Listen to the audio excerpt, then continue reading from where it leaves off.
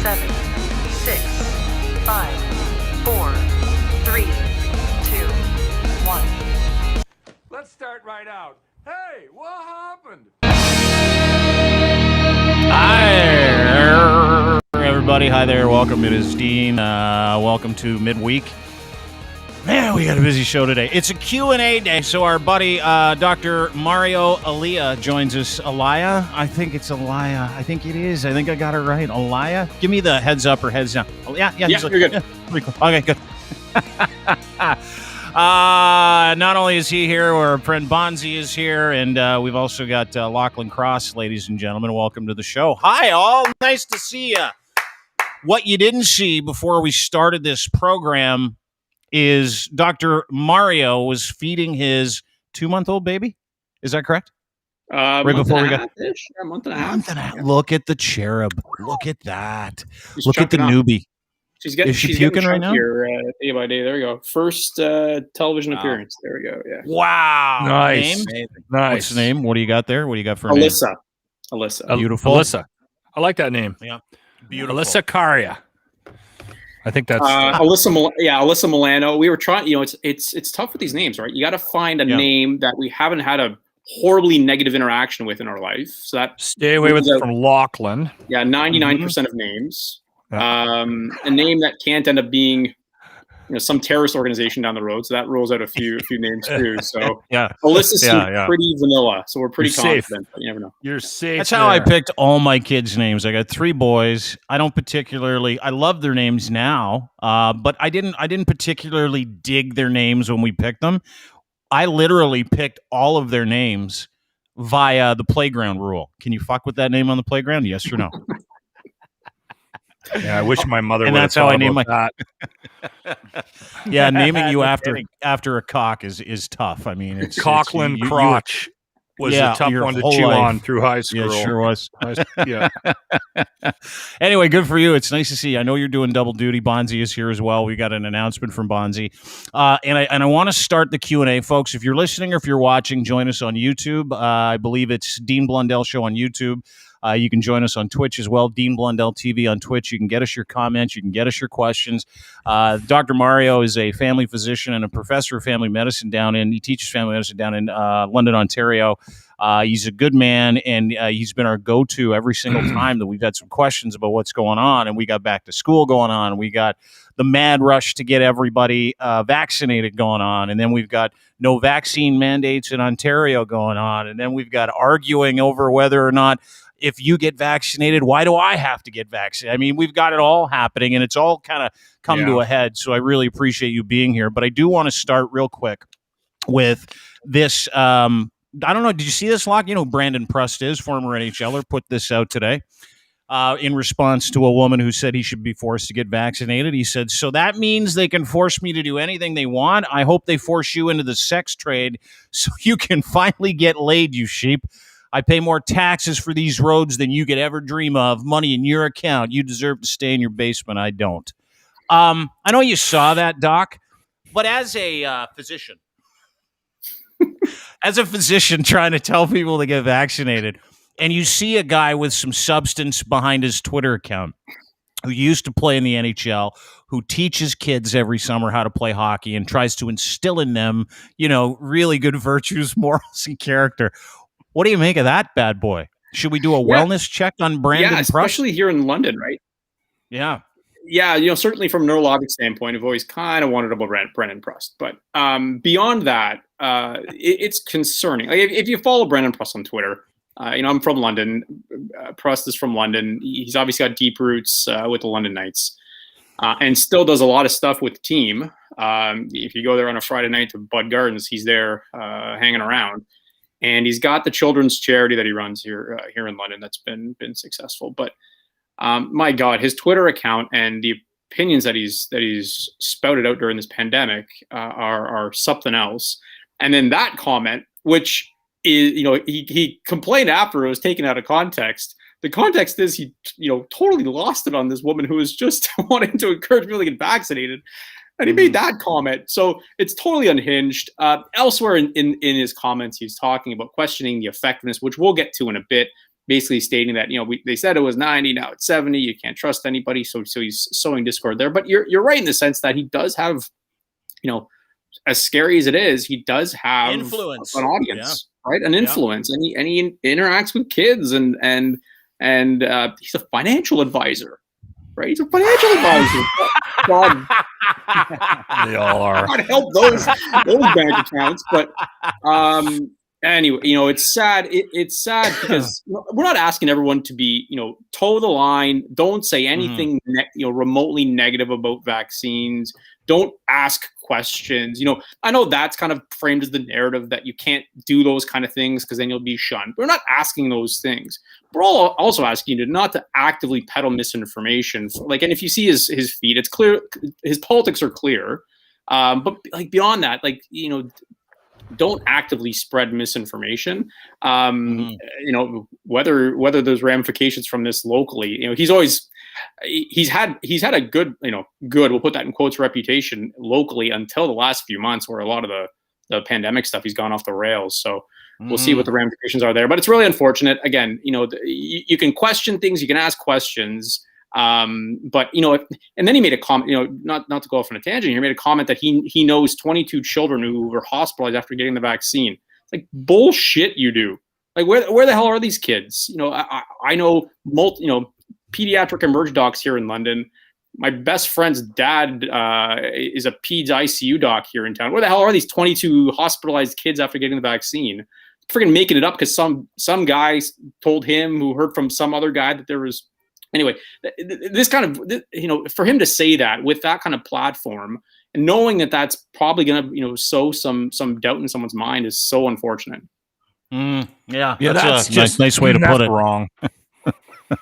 Unfortunate, it's a nice way to put it, right? Like, you had a grown-ass adult who has a driver's license who teaches children, encouraging women who want everybody to be healthy to get sold into the fucking sex trade. That to me just screams CTE.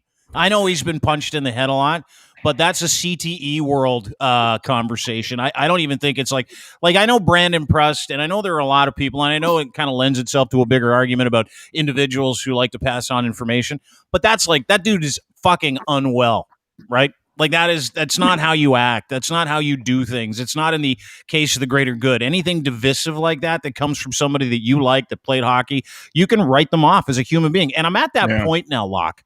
Like, I don't know about you. I'm at that point where, and I said this to the doc before we got on, I'm at that point where someone's going to come at me with their thoughts on vaccinations. And we'll get to back to school because I put out a back to school post because I got a letter this week from my son's. He's 15. He's the only guy I got left in high school, going back to grade 10. And I'm reading this thing, going through it, and I'm like, it's a joke. Wasn't even mad because I just look at it all like it's fucking entertainment now. And I know it's different for you because you're on the front lines and you've got these idiots walking into your office, or you've got sick people walking into your office, or people who've been affected by idiots and turned into sick people.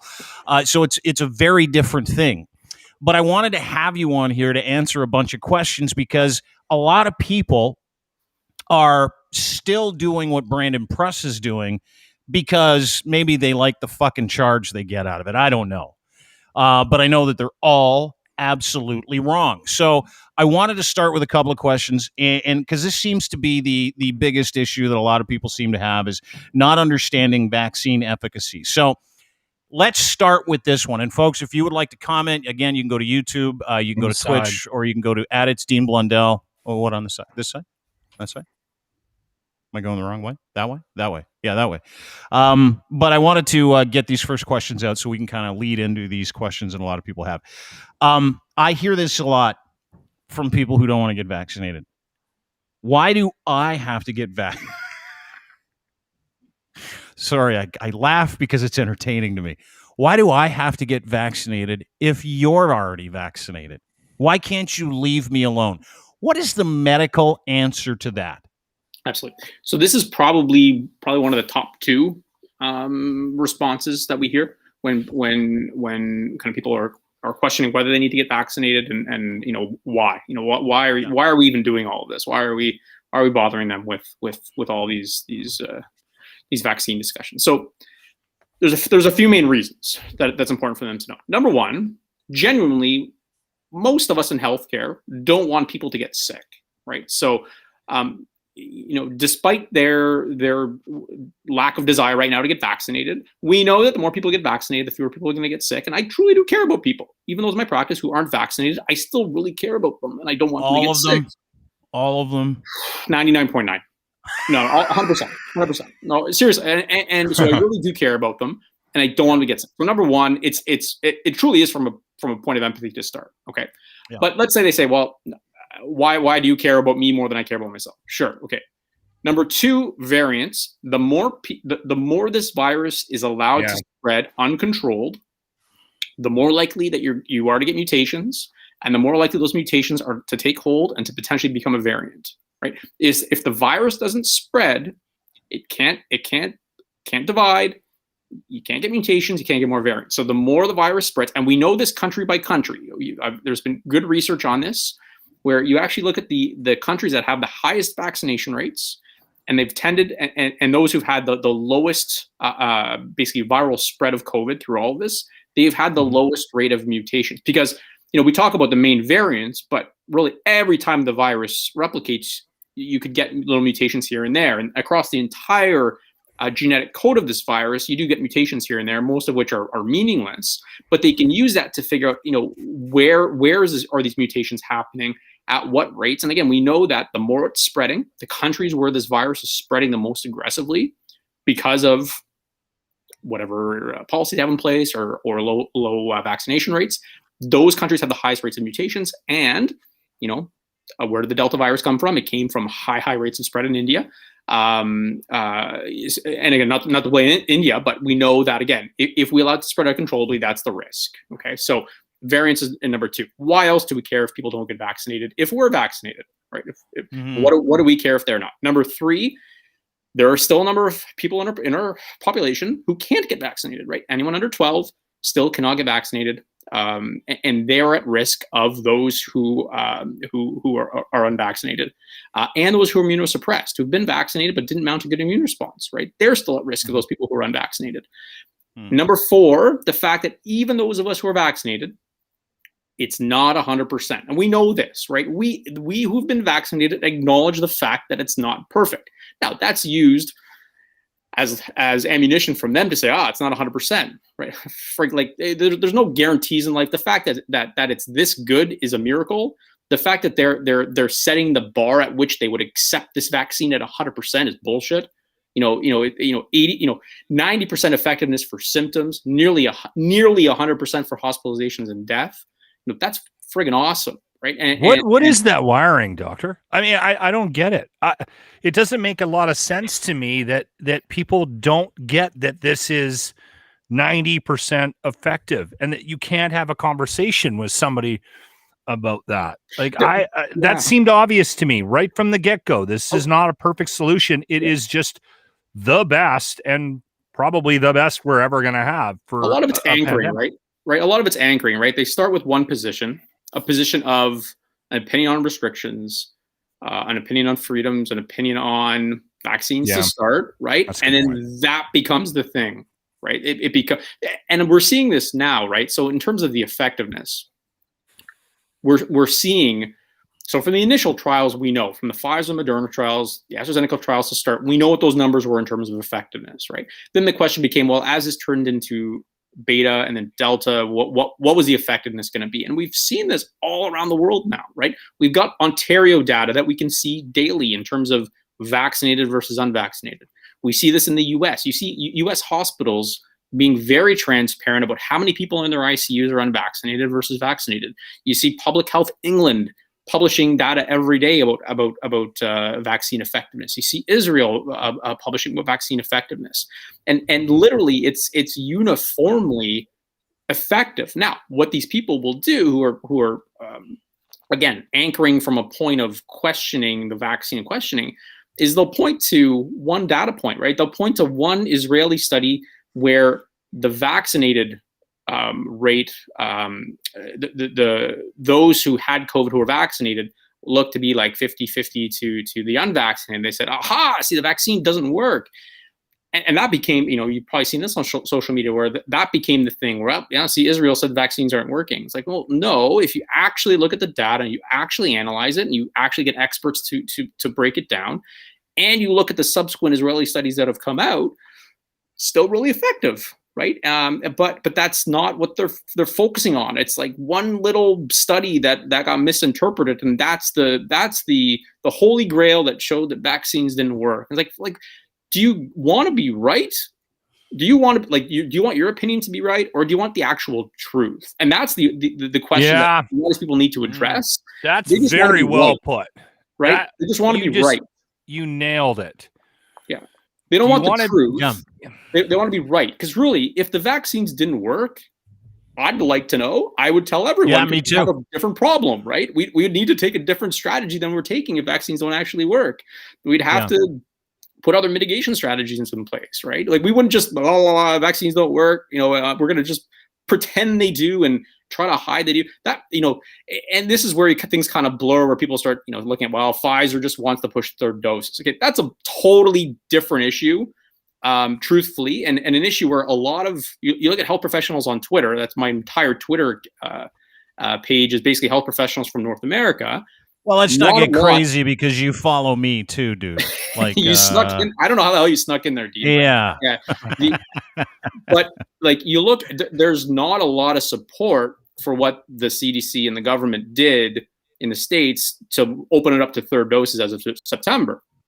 Right, largely that's looked at as probably a bit of overkill, probably taking away vaccines from places in the world that need it more than ours. Again, Pfizer wanting to boost their profits is a completely different issue than looking at what's actually happening on the ground. Because let's say someone didn't even believe the initial Pfizer Moderna studies.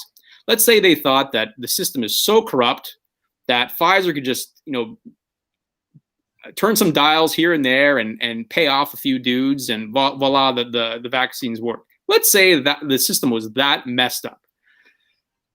But look at the real world data we're seeing now. Look at the data we're seeing, literally in front of our eyes in hospitals across the world. Look at nursing homes here in Ontario that weren't affected in the third. At what point do you think, maybe I'm wrong? Maybe vaccines actually did work.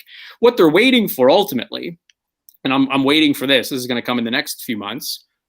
6 months, whenever, when, vaccine effectiveness goes down even a smidge more. Let's say it goes down to 80%, right? And I say, see, you were wrong. It wasn't 90%. Even if it's 5%, it's the 5, right? It's still 5%. Exactly. It's still 5%. And you would have to weigh that against the adverse events, right? You'd have to weigh that again, because we know what the risks are of the vaccine. This is not hidden stuff. We know that the risks of the AstraZeneca was the blood clots in the lungs, the 1 in 50,000 risk of blood clots, and 1 in 250,000 risk of death from AstraZeneca. That was widely acknowledged. And then from Pfizer and Moderna, what's the risk?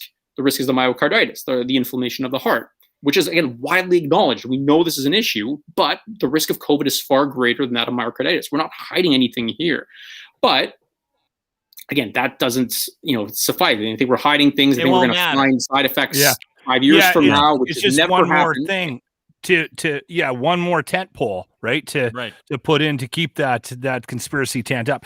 Okay, I have a question. You brought up the AstraZeneca, and again, the trouble I have with having this conversation now, and this is usually how I end most of my phone calls at work on the show. I usually just say, hey, listen, you're not going to convince me, but I'm not going to convince you. So let's just move on to the next step and just get over ourselves, right? So I've given up trying to convince people.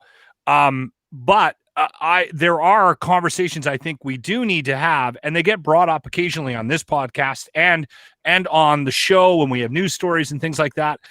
You brought up the Pfizer, the third dose thing. I was triggered by that as well. I'm also a little bit annoyed by the fact that I'll read one day, this is a couple of months ago, about the fact that I got the loser vax, the AstraZeneca, and then I got the Pfizer, and apparently I'm superhuman. I'm even more protected than somebody that got a double Moderna or a double Pfizer. Yep. And then The next week, I read an article where I can't go to Barbados, or I might not be able to go to a Bruce Springsteen. So is there a conversation in the medical community right now about a third dose to take care of those that got the AstraZeneca and the Pfizer? Or do you think that that's just going to go away with time, Doc? It's a good question. So this is probably one of the, from those who've been vaccinated, it's probably been the number one question I've had in the last month or so from patients, is those who have had mixed doses and now have some ramification in terms of travel. So I had one family who couldn't take a European cruise because they'd had AstraZeneca followed by Pfizer, and they were insisting on. The horror! Yeah, I'm sympathetic. The people who like retired, like and have looked forward their whole lives to this, and now they're stuck in London, Ontario. Right? I understand it's not what they pictured. But so the question is posed to me now is, what do we do? And do we get a third dose? So obviously in Ontario, third doses are not available for that reason. Quebec temporarily had them available. Saskatchewan did make them available for a period of time. I don't know what happened with that. But the thing I've told people is, so again, like you said, Locke, the evidence right now looks like Astra followed by an mRNA vaccine actually looks like the best option. And the evidence does look supportive of that. So I would be shocked if the CDC didn't at some point soon change their policy around that, which will change U.S. policy, which will change. Okay.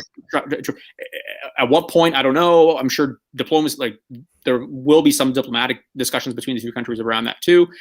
Practically, you're going to get, there's going to be some pressure on the Americans from their own tourism industry, knowing that Australia, UK, Canada are in the same boat. So they're going to have to make some concessions there. The one thing I've also reassured people is that, don't go chasing that third dose yet. This cruise company, for instance, right? They said that you needed it 4 weeks after your last one. And I said to them, they said 8 weeks. So I said, don't go chasing that third dose, because you never know down the road if some other rinky-dink company says, oh, you needed it 4 weeks apart, we can get a fourth dose now or a fifth dose. So I said, hold off. There's going to be some uniformity and I hope some common sense around this. Again, money's going to talk to a certain degree in terms of tourism, right? They're not going to want to totally exclude, what are millions of Canadians who've had mixed doses at this point. It's going to get sorted out. It's frustrating as hell right now for people who are looking to travel and worried, understandably, about money they've fronted. But I'm pretty optimistic that'll get sorted out. But interestingly enough, that just fuels a lot of these people who wanted to wait for the vaccine. They said, see, you raced ahead and now you're screwed for travel. It's like, well, there's been a lot of things that have been unanticipated, and each one has kind of reinforced to these, to these vaccine hesitant groups that, I'm glad I waited, because look, you thought your vaccine was the best and now it was like 5% less effective, or you can't travel now. It's like, okay, but let's, and this drives me crazy. Let's imagine that everyone in Canada had taken the approach of, let's wait. Not right. I want to wait 3 years to see what happens with these vaccines, and let's see what happens. What would be happening right now with our COVID rates in our Ontario, Canada? If everybody took that approach, be a freaking disaster right now. Great point. And we'd be in lockdown, right? And there's no question we'd be in a lockdown right now. Look at our rates right now with 80% of the population vaccinated, including those who are highest risk. If everybody took that approach, we'd be right back to where we started. If everyone took the approach of being vaccinated right now, we'd actually be pretty well done this, right? We'd have virtually no cases. There'd be nobody in hospitals. We'd be back to, we wouldn't be wearing masks, right? No one actually enjoys that. Yeah, so, but dude, then we'd all be fucking magnetic. You don't want to walk around magnetic. Yeah, you'd be like you'd be walking into a store, change would fly out and obscure your vision. Like, these are, you're speaking absolute truth to power here for people to get healthier, right? For people to protect themselves. But there's literally like a militant arm of this community that has questions, because it's not even questions that they have. They just have anger, right? So you're not fixing that. No, and I know you're not. But Like, it's almost like we have to present this information to people individually in their own disciplines, right? Brad Hopper, who's a paramedic, sends in a question. He's a buddy of ours. He's on the show from time to time. Question for the doc. Do you see us frontline healthcare workers needing a third dose sooner than the general public? And I'd like to springboard off that into something else, but like, is that something that you as a professional would like to be mandatory for these people in those professions? So at the very least, making insisting that they've got their basic set of vaccinations. 1, 2. Their 2 doses. Like, the fact that we're dragging our heels on them having 2 doses is, do you know any docs that we're still dealing with that? But do you know any docs that refuse to get personally vaccinated? Like, do you know any people that are as educated as you? I'm sure there are some, but like, of every single physician that I know personally, not a single one hasn't been vaccinated. And like, the fact that doesn't speak volumes to people, right? That we were, at the front of the line. It does. There's just a percentage of people that it doesn't speak to, right? I know. Yeah. Exactly. But if every single doc that you know and every single nurse that you know has it, and if that percentage in that healthcare professional community is like really, really small, not mandating, and I want to get to this in just a second, like, you've explained everything perfectly. Not mandating this vaccine or a certificate or proof of vaccine in that community is fucking ridiculous. It's a little crazy, no? Like, do you want to be like? And I put this to people who don't work in healthcare, who are advocating against these kind of the healthcare mandates first, right? If you were in hospital, would you want your loved one looked after by someone who wasn't vaccinated? Fuck no. And their answer would be, well, no, they're wearing the PPE and no. And I say, well, first off, it's not perfect, right? There's been enough hospital acquired transmission through all of this that we know that whatever's happening in hospitals in terms of personal protective equipment and policies is not perfect, right? Because you wouldn't see the outbreaks that we saw, especially second and third wave, if things were perfect. So it's not perfect. So, and then what I post to them is yes, they wear PPE in the hospital. What if your loved one codes, meaning cardiac arrest, right? It's friggin' pandemonium during a cardiac arrest. Everyone's going to try to have their masks on, but like people, doing chest compressions, breathing heavy over your loved one. You want that person who, again, for the 2 days before you are symptomatic with COVID, you have no idea that you have COVID, right? So they're not showing up to work intentionally sick, but they don't even know they have it, right? So the idea that they would know if they had it. No, the 2 days before, they have no idea. So again, they could be giving chest compressions to your loved one, blowing COVID all over them. They have no idea. Paramedics, right? Paramedics show up to your home. Your grandma broke her hip. Paramedic shows up unvaccinated. You're cool with that? Just wearing a little flimsy mask? I'm not comfortable with that at all. My wife, gave birth a month and a half ago, and we're in the little triage room before we go into the labor room, and the nurse in there with us. Again, we're in a room the size of a postage stamp, and again, this is me, who is as militant as possible about being pro-vaccine, and I'm weighing, thinking, do I ask this woman if she's vaccinated? Because like, what if she says no? What recourse do I have? I have no. They don't have an extra nurse sitting in the back who can come out and help me. If she says no, I basically just pissed her off, and now it's going to be a nightmare all night dealing with this. So it puts patients in a hell of a spot, because they're not going to ask their caregivers, "Are you vaccinated or not?" because they have no recourse in it. So to protect the public, that needs to be something that's just a complete. There's no questions asked, because if you show up to work thinking you're helping your patients, and there was a chance that for that 48-hour period you had COVID and showed up to work sick, and that doesn't bother you, that you took that risk, you're in the wrong profession. I'm sorry. So I had a conversation with a nurse today. We did a story. We had a news story that talked about COVID and vaccines and that kind of thing. And then we ended up into a brief conversation on the show, just amongst ourselves, about healthcare workers and it not being mandatory yet. And I said out loud, I said, "Listen, I'm anti-government, and I'm about people's freedoms to choose and all that." But I looked at Grant, and Jimmy and I said, isn't it insane that it hasn't been mandated in the medical community? Like that's insane to me. Then we went into sports, did a story about all the Edmonton Elks. There's now 11 Edmonton Elks that have tested positive for COVID. Their season is like in jeopardy. Toast. Yeah, it's toast probably.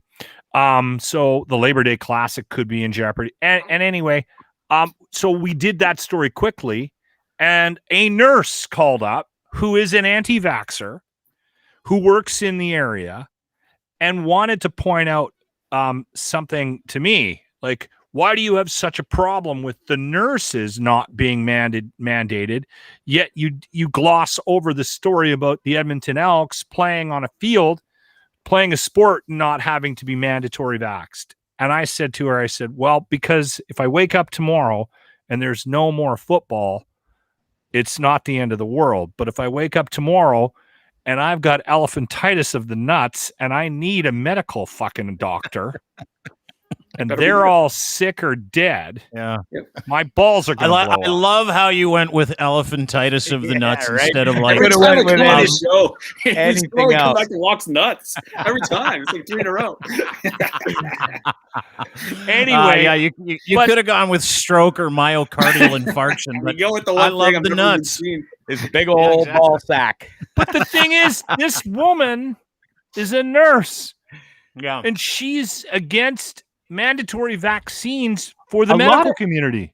Doc, are you finding a lot of military are too? Is that just a rumor and stuff I'm seeing, or if you heard that? I am seeing a lot of videos around that float around on the internet of military looking into the camera and going, "Are you crazy? I'm not getting that vax." Yeah. It's an issue The in the military not trusting the government. That's it's the irony, right? Like this is the irony of that, and the fact that they've had, the military, regardless of what military in the world, whether it's Canadian or U.S., the number of vaccines that they've been mandated to get well before COVID is crazy.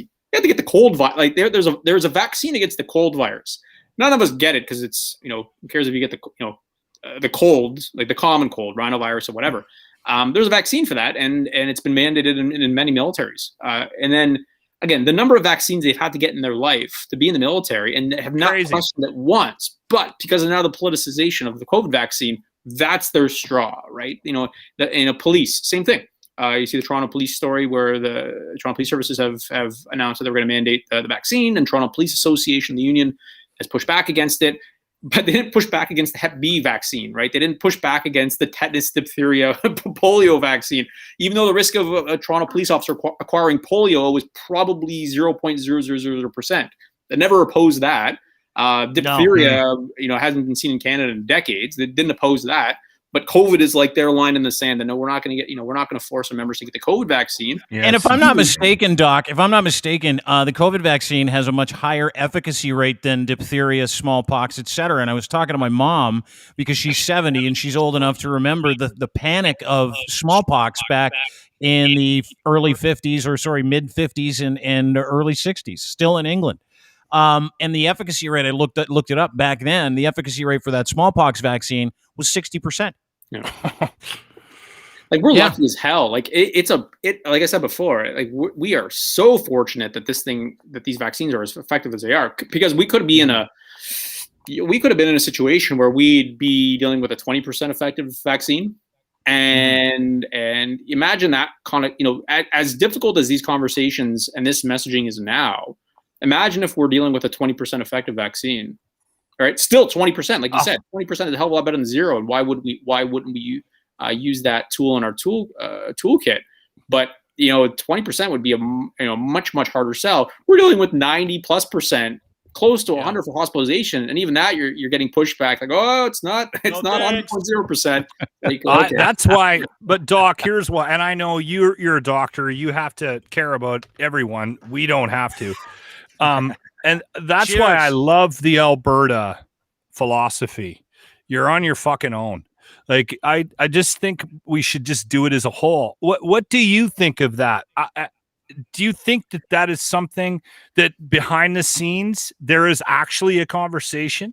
Do you think that that's what may be slowing down the the change in restrictions from one province to the next, where you have people in a room going, we gave them the tools, we're not going to get them. That 20% just isn't going to do it. Fuck them. Do you think that that is actually a conversation that the doctors and the politicians are fighting about? I don't think that would ever be considered seriously. I've raised the question about Locke, no matter how much you want that to be the case, but it's probably not accurate. It's an interesting thought experiment here, right? Because what if things get bad enough again in let's use Ontario, right? So shit hit the fan, third wave, we got to 900 ICU beds, over 1,000, and basically the province had no choice but to say, we got to shut things down because there's no more beds. There's no more staff to man these beds. We have to shut her down. If we get to that point again, do we put the entire population in a lockdown again when we know what it's the unvaccinated individuals disproportionately caused this, right? We know right. We know who caused it. Yeah. Right? We know who didn't take the necessary steps to prevent it. Losers. Do we shut everything down, affect everyone's mental health again? Do we affect everybody's restaurants and bars again? No. And can I just I want to insert a video here too to further your point. This is Chief Medical Officer of the Province of Ontario, Dr. Kieran Moore.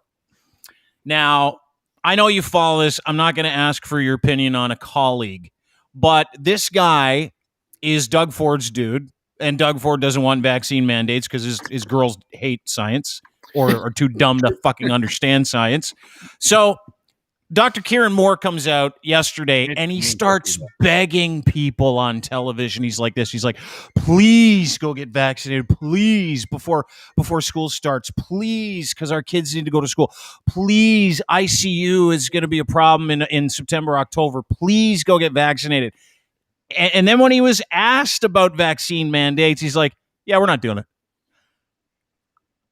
Correct me if I'm wrong.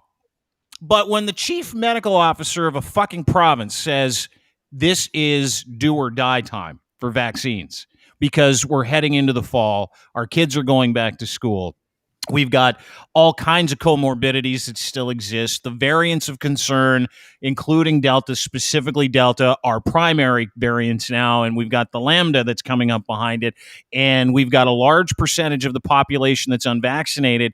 We can't go back to locking down 80% of the fucking country for 20% of the people. What is the fucking wait? Why? And let me play this video for you. Like this was an interview a couple weeks ago, as a matter of fact. Fuck yesterday. Listen to him talk about how terrible this is. You mentioned also in that same news conference, it is going to be a difficult fall and winter, in your words. What are the projections that have you thinking that? Well, we just know that Delta is so much more transmissible. It spreads so much more quickly from one person on average to 7 or 9 people. So it can spread very, very quickly. And we know now that it's more virulent. It puts more people in hospital and threatens their lives. And we just have to watch other provinces that are having major upticks. Their case counts are 3 or 4 times ours. Their hospitalization rates and admission rates to the intensive care unit are now going up. So, I do appreciate us being cautious, learning from elsewhere, and being slow, keeping our masks on, doing our hand hygiene, getting tested, and above all, preventing this. And we prevent it through immunization.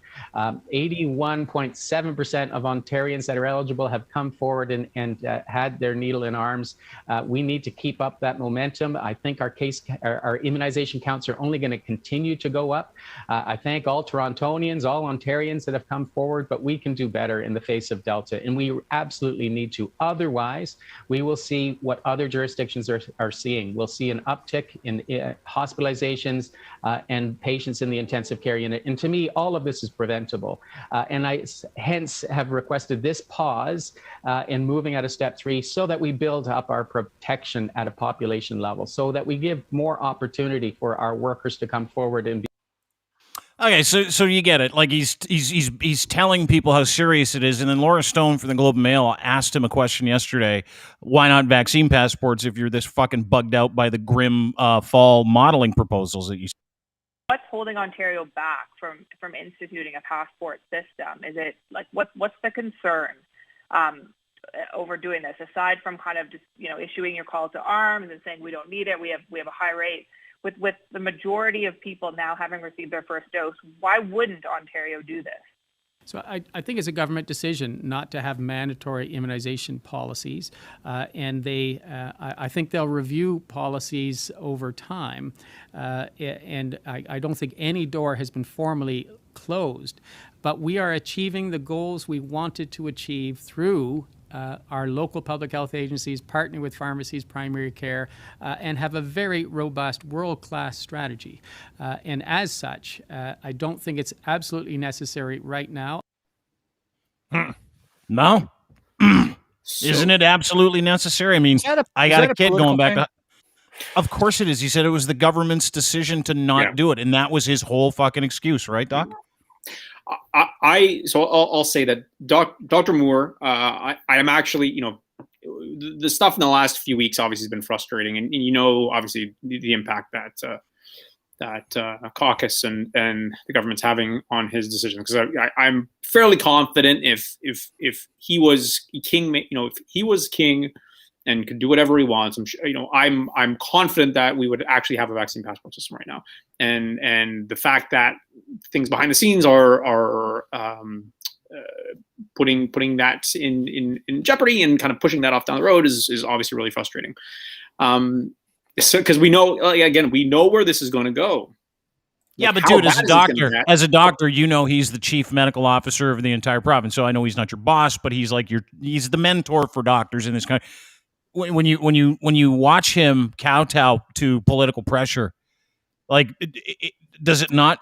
In knowing the job that you have to do every day, do you not get triggered by that shit? It's frustrating, but I know, like, if I was in that job, I'd be in the job for about 6 hours before I got fired for being too much of a individual cowboy. So they're obviously no. Being yourself, not a cowboy, just being yourself and having the balls to say what needs to be said out loud. For sure. It is unfortunate you wouldn't last in that job, but I want to make sure that we say that out loud, because I've like garnered a ton of respect for you, and I've only been on this pod with you a couple of times. So I think we need guys like you in the public eye. For those in Ontario, there's a bit of a difference between Dr. Williams and Dr. Moore. Dr. Williams repeatedly took stances and approaches and policies that made all of us kind of, furrow our eyebrows. And I know that there's a bit of a dance that you need to take when it comes to dealing with government, when you want certain health policies in place. But there also is the time for you to actually, put your foot down and say, no, this actually has to happen. I'm fairly optimistic that will happen soonish, because again, we can't just keep putting this off, because we know what's going to stop a massive fourth wave. We know it's increased vaccination rates. We know it's keeping the unvaccinated, away from each other as much as possible. We know those are the things that are going to be effective. Now, first doses. Keeping unvaccinated people away from us is part of actually my strategy as well. Yeah. Yeah, and let me, one more thing around that really quick, Dean, before I forget, around the unvaccinated, and I've heard, something else that has been, proliferating through social media the last few weeks has been the fact that, the idea that if you're vaccinated or not, you have the same risk of transmission. So again, why are we punishing the unvaccinated? Why are we treating this as two different groups? So really quickly around that, we know the unvaccinated are anywhere between 10 and 30 times higher risk for acquiring COVID than someone who's vaccinated. Okay. If I have two people in front of me and I don't know, and I know nothing about them apart from their vaccination status, that unvaccinated person has 30 times higher risk of having COVID as the other person. Okay, so the baseline risk is already lower. It's like if someone comes out of the bathroom, two guys come out of the bathroom, one washed their hands and the other one didn't. And the guy who didn't wash his hands, gives me shit for not wanting to shake his hand. Like, no, you didn't wash your hands. I may not get E. coli from shaking your hand, but I don't want to risk it. I'd rather you have washed your hands and done whatever you could to not make me sick. It's something I'd appreciate, right? So it's not 100% that the poopy hand guy is going to get me sick, but I'd like him to wash his hands. So again, the baseline risk is already lower. Then, of those who get COVID, whether you're vaccinated or unvaccinated, there was a CDC study that raised some questions around if two people get COVID, so a vaccinated person or unvaccinated person gets COVID, do they have the same level of transmission for those who have it? And the reason why the CD study was actually overinterpreted and has been there's been a lot of health professionals who have actually raised this issue since then, is that they just measured virus rather than active virus. So just proving that it's there. Ironically, the thing that a lot of the anti-vaxxers have been talking about with testing for all this time, and suddenly they forget this point. But just proving that virus was there, because your body's actually fighting this, right? You taught your body how to respond to it. You're exposed to the virus. It's fighting the virus. Just because you're finding the virus in the secretions doesn't mean you're actually ill and can then transmit. There's good data out of the UK from the last month that shows that, yes, unvaccinated actually do have higher viral rates when they do have COVID compared to those who don't. So this idea that, why are we treating them like lepers just because they're unvaccinated? Well, no, there's actually, again, a logical reason why to treat them differently and to treat their baseline risk differently, because there is a risk. And I know why they're pushing back on it, right? No one likes being accused of being filthy and accused of being, being a second-class citizen. I get it, right? I know why they're trying to cherry pick data that supports the fact that they don't carry a higher risk, because if they were a higher risk, then a lot of these policies would make sense. Yeah, but they're the ones that are things to support this fact, whereas we know totally. Yeah.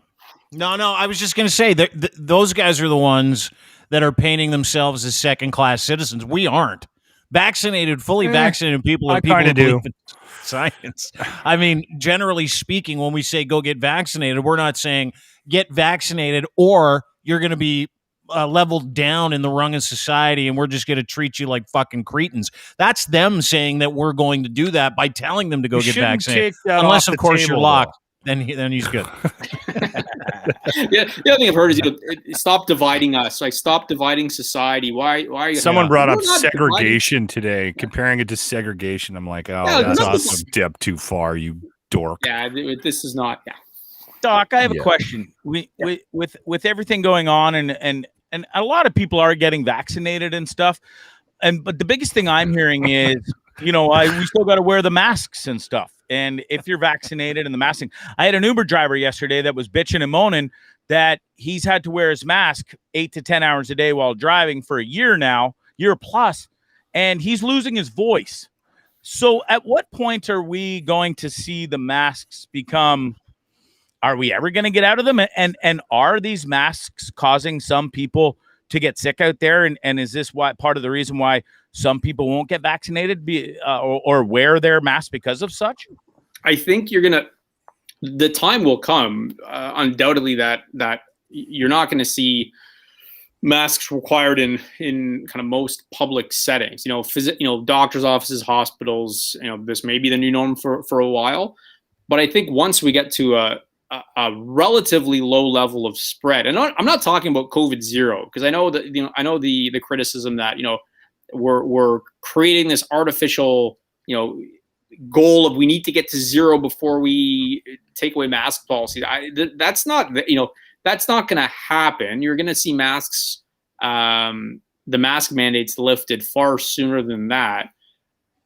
I was optimistic that if enough people got vaccinated, and again, this isn't holding them hostage necessarily, this is just the reality. If we had enough people get vaccinated and we saw rates go low enough, there would be an argument for not being as serious about masking in public places where they aren't very serious in Alberta about it. Yeah, it's come way down. Yeah, and this guy sounds like a frog, and he's concerned. Yeah. He's fully and he doesn't even care. He made me wear my mask right away. I always ask in an Uber. The first Uber I got in yesterday, the guy was like, "You don't need to wear your fucking mask." And he was a full on anti-vaxxer, anti-masker. He's like, not in my Uber, you don't, and he went on and he was hilarious. And I can't tell you where I'm going yet because Dean's going to let you know in a minute, but I had to tell this guy where I was going, and he wasn't upset with me, but but it was a million times different on the way home. This guy, he was losing his voice, Doc. And he sounds like a frog. I think it's really just so you know. I think it's really cute that you're super concerned for your Uber driver who you met once and his voice. What Bondzee's referring to? I know. What Bondzee's referring to is we've been on him about getting vaccinated, as you know, Doc. We've been on him about getting vaccinated for like months and months and months. I have a video to show you, ladies and gentlemen. This may come as a shock. Right. There we go.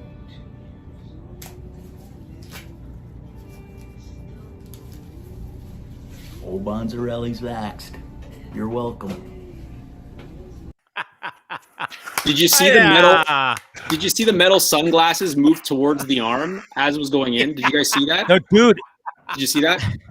I have a couple questions here. Now, I'm a little concerned about my vaccination because I watched the videos. No, I watched the videos Dean played earlier, and that needle went in nice and smooth. It looked like liquid and stuff. But my screen froze there, and I think I saw the fucking microchip. I did. Oh, you're such a dick. When that guy popped that needle into me, it went pop. It went pop. Not a nice fluid motion, and I was mad at myself after, Doc, because I wasn't. That was the stupid getting out. When you punctured the skin, some stupid went out. Yeah, it came flying out of your arm. I am disappointed though. I've been I've been sticking quarters all over my body for 24 hours now, and nothing's happening. I thought I had a whole new career as Magnetic Man. I was going to hit up Hollywood and look at this guy. Look at him go, Doc. Look at him go, Doc and Luck. This is the show. Look at him go. He was asking us, begging us for months. Don't make fun of me today about not getting a vaccine, guys. Please don't. Now he's making fun of everybody. Now he's like, nothing stuck to me, fucking losers. I'm disappointed.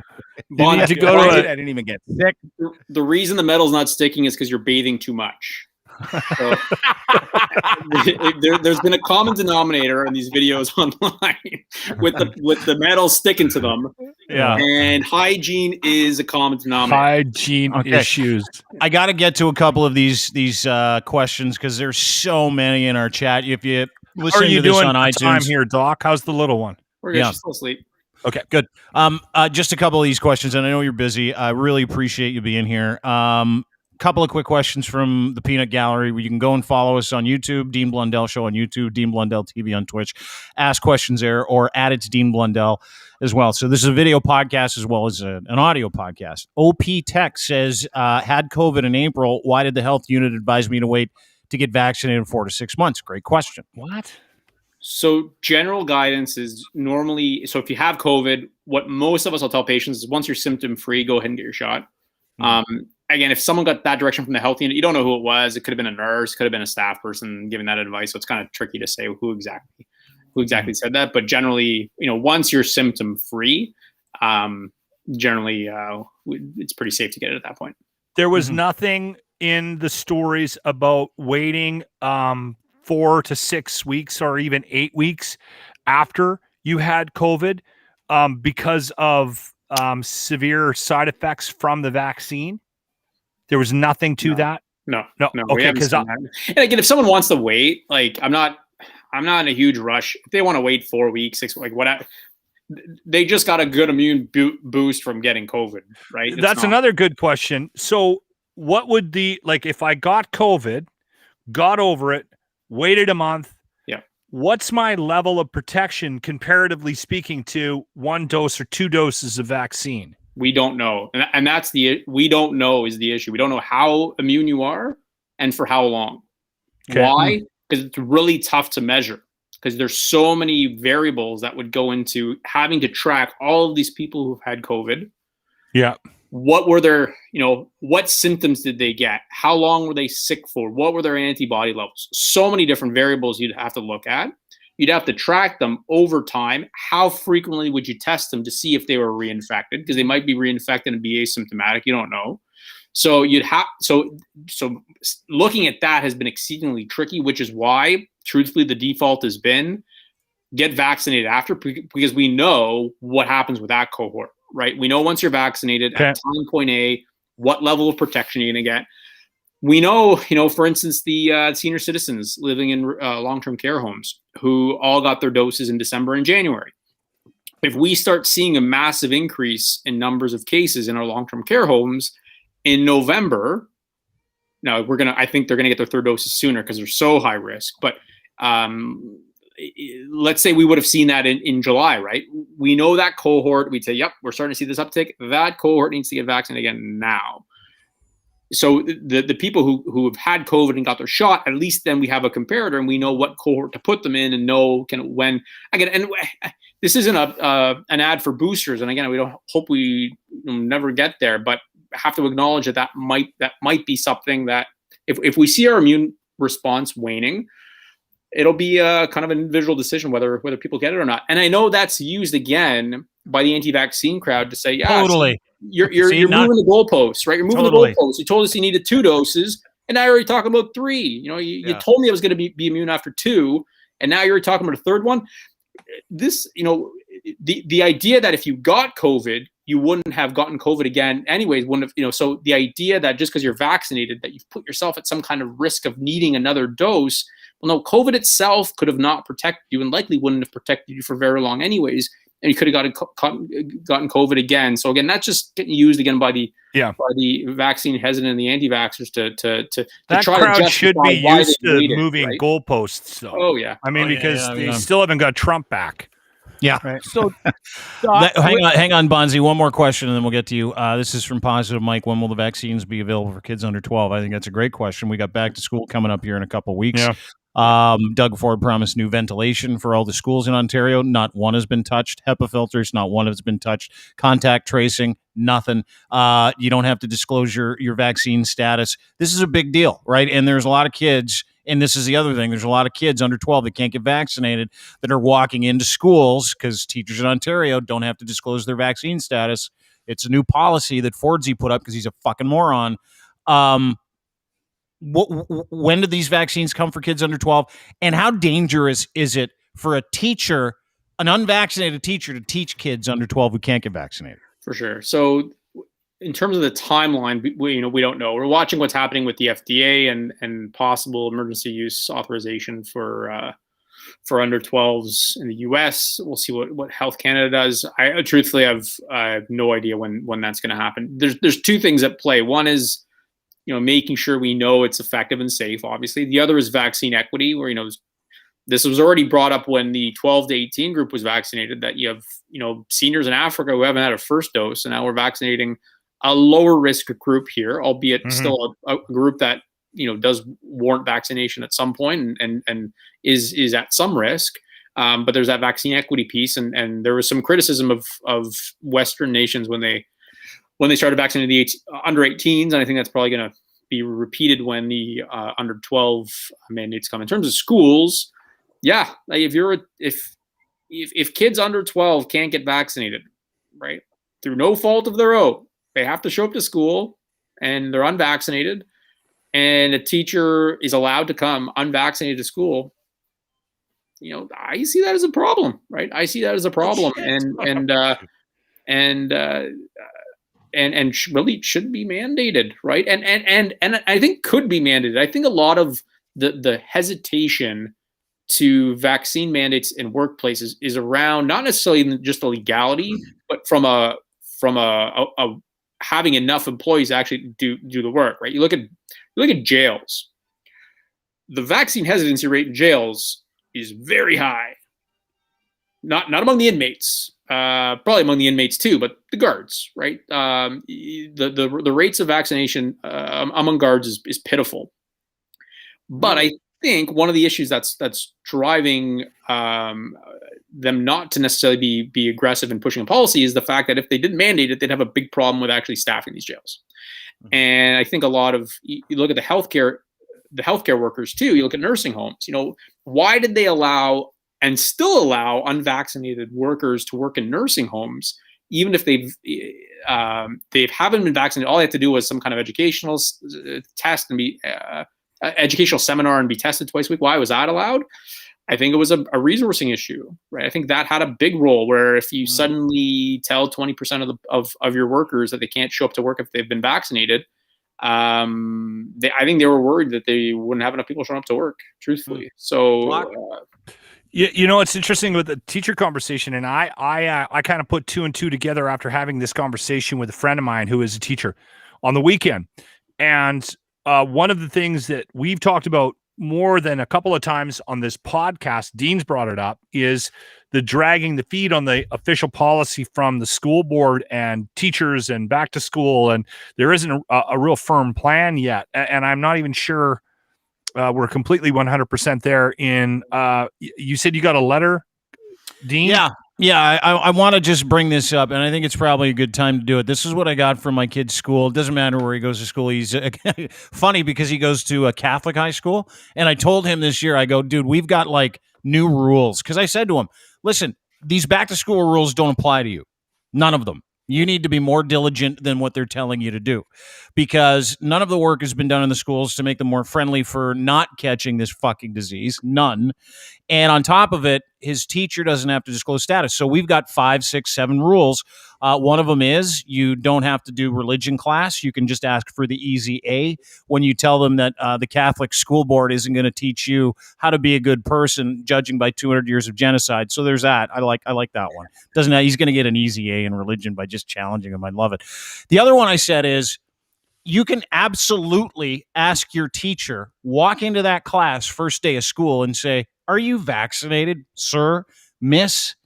And if the answer is, I'm not telling you my status, the answer is probably no, right?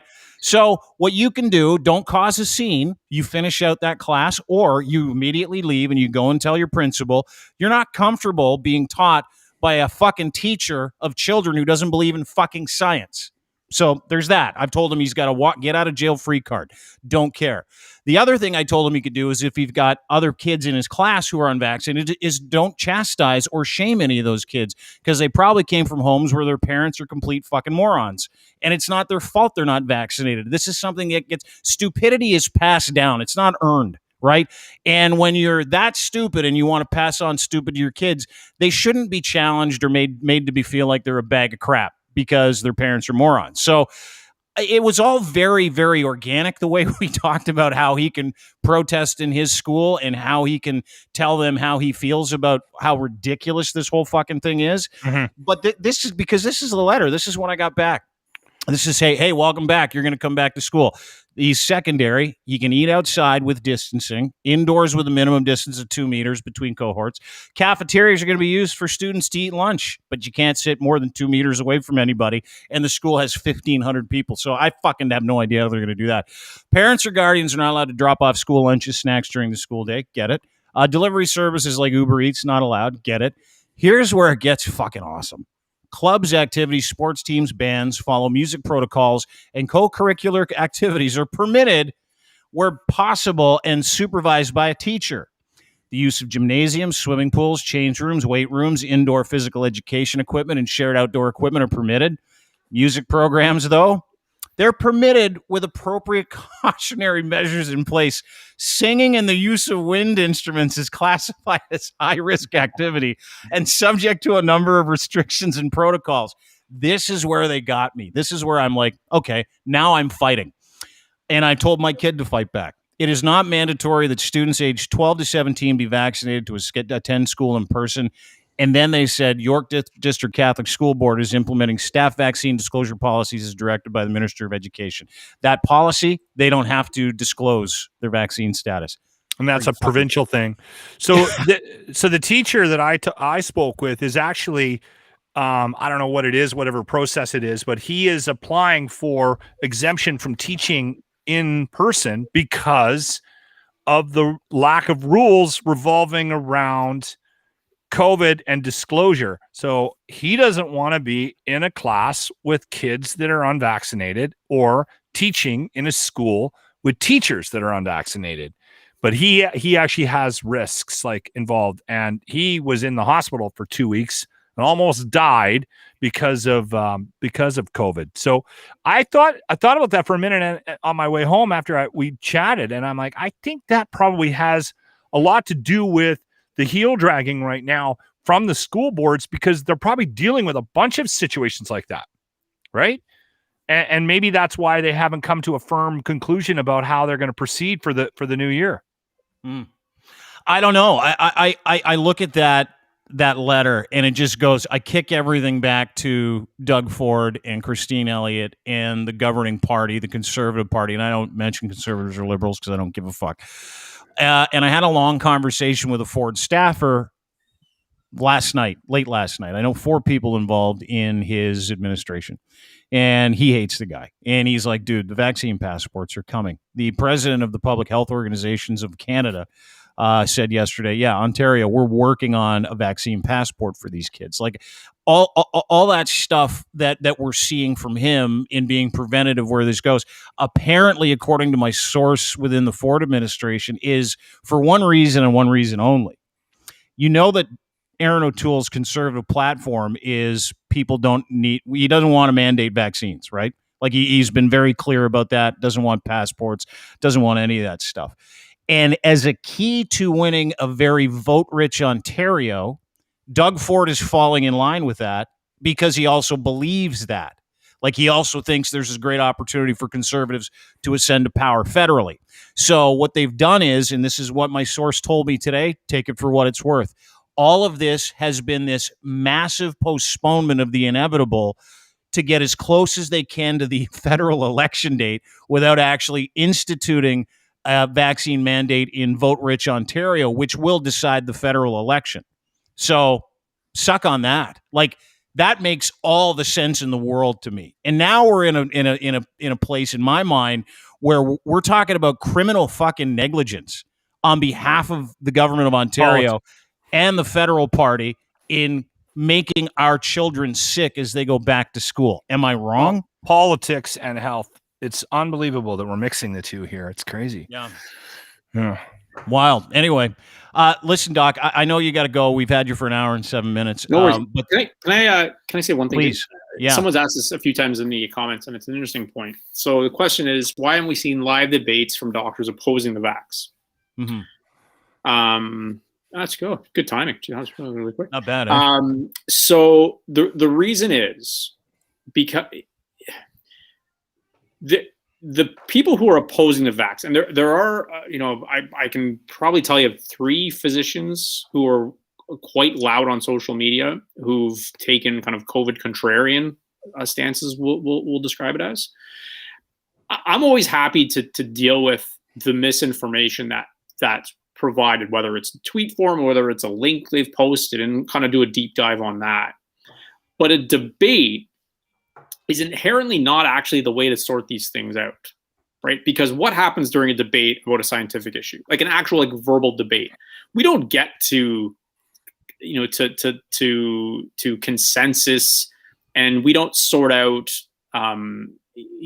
how valid something is and how strong the evidence is for something just by having a verbal debate around it, right? That's not how this works.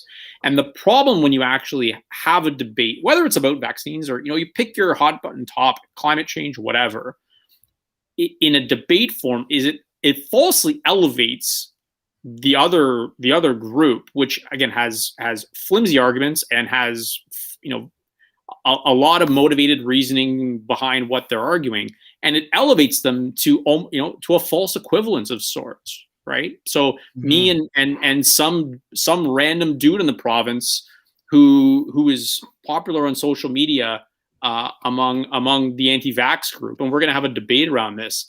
That's not effective in any way, and it does the public a disservice, because that person is basically going to throw a whole bunch of shit on the wall.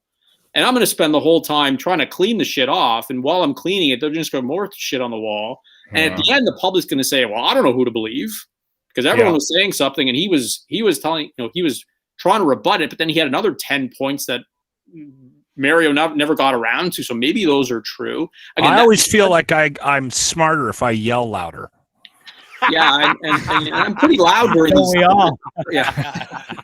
So that's the reason. It's not a fear thing. Again, if we had oodles of time, and truthfully, the thing I find hilarious about a lot of the COVID contrarians on Twitter and social media is when you actually point out to them why they're wrong. I'll give you an example. Here in London, there's a professor of vascular biology. I won't say his name because he doesn't need any more fame than he's already getting.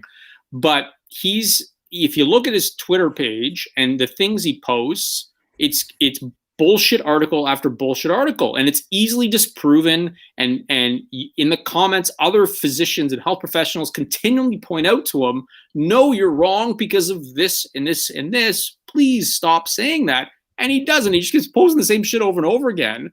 And why have a debate with that kind of person when they're clearly not out to actually come to some kind of, I'm happy to have a discussion with somebody where we have differing opinions, and I'm not even sure what a third doses, for instance, right? Like, there's debates around that right now, and is the evidence solid enough to warrant it? And what are the pros and cons? And that's actually an important academic debate to be having right now. Putting the financial stuff and the political stuff aside. And that actually happens on social media. It's really cool on Twitter when you follow a whole bunch of scientists who are actually genuine and actually open to changing their opinions and open to finding the truth. It's actually interesting to follow these people because you actually see how the consensus is formed over time. But that doesn't happen via debate. And I know, to point out how stupid they are, unfortunately, a lot of these individuals in their own echo chambers have gotten so, unfortunately good at, finding what really ticks with people and what makes them question things. And that's their talking point. And it's really difficult in a debate forum to deal with that. And again, I'm not, I'm a talker, but even I find it difficult. But again, you show me an article, and I can point you to all the resources that are going to show you why that's actually bullshit. And if someone actually takes the time to read it, they'll think, oh, okay, it makes sense. But you can't do that in a debate. It's just not as easy. Yeah. It's still, I mean, if you do have a debate with them, at least we can hang a scarlet letter on those guys. We'll know who they are. See, now you're coming over to my side, Dean. Hey, it's funny. There's so few of them. This is the interesting thing too, right? So like we've seen throughout the pandemic, there's like you can count them on two hands the number of people who've taken really bizarre approaches and have gotten a lot of traction on social media. There's like freaking 10 guys, a few in Canada, there's a few in the US. But it's interesting, a lot of them have credentials, right? One of them went to Harvard, one of them went to Oxford, one of them is a Stanford professor, right? And people are like, oh, he's a Harvard professor. Do you know how many friggin' professors are at Harvard? I looked this up yesterday. 2,500.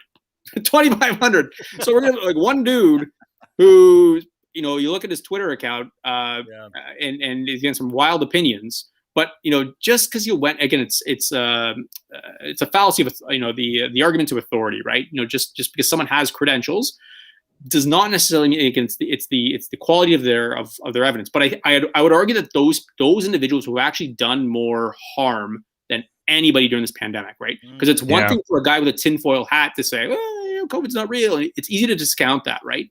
But it's the people with actual letters after their name who have some element of credibility who've again, for political a lot of these guys have pretty deep political leanings, especially in the US. And that's been their kind of go. But it's been unfortunate because those are the people who've really influenced people who may have been on the fence, who think they're actually following the evidence and following those with expertise. That's been so unfortunate because it would have been one thing we could just discounted a whole bunch of, Dean, we've you and I have posted some hilarious videos of people at school board meetings down in the US who've been anti-mask, and it's easy to discount the people who are who are just completely out to lunch. Yeah. But it's those with letters behind their names that have really made a real mess of this. Yeah. And then someone just commented on ivermectin. That's another.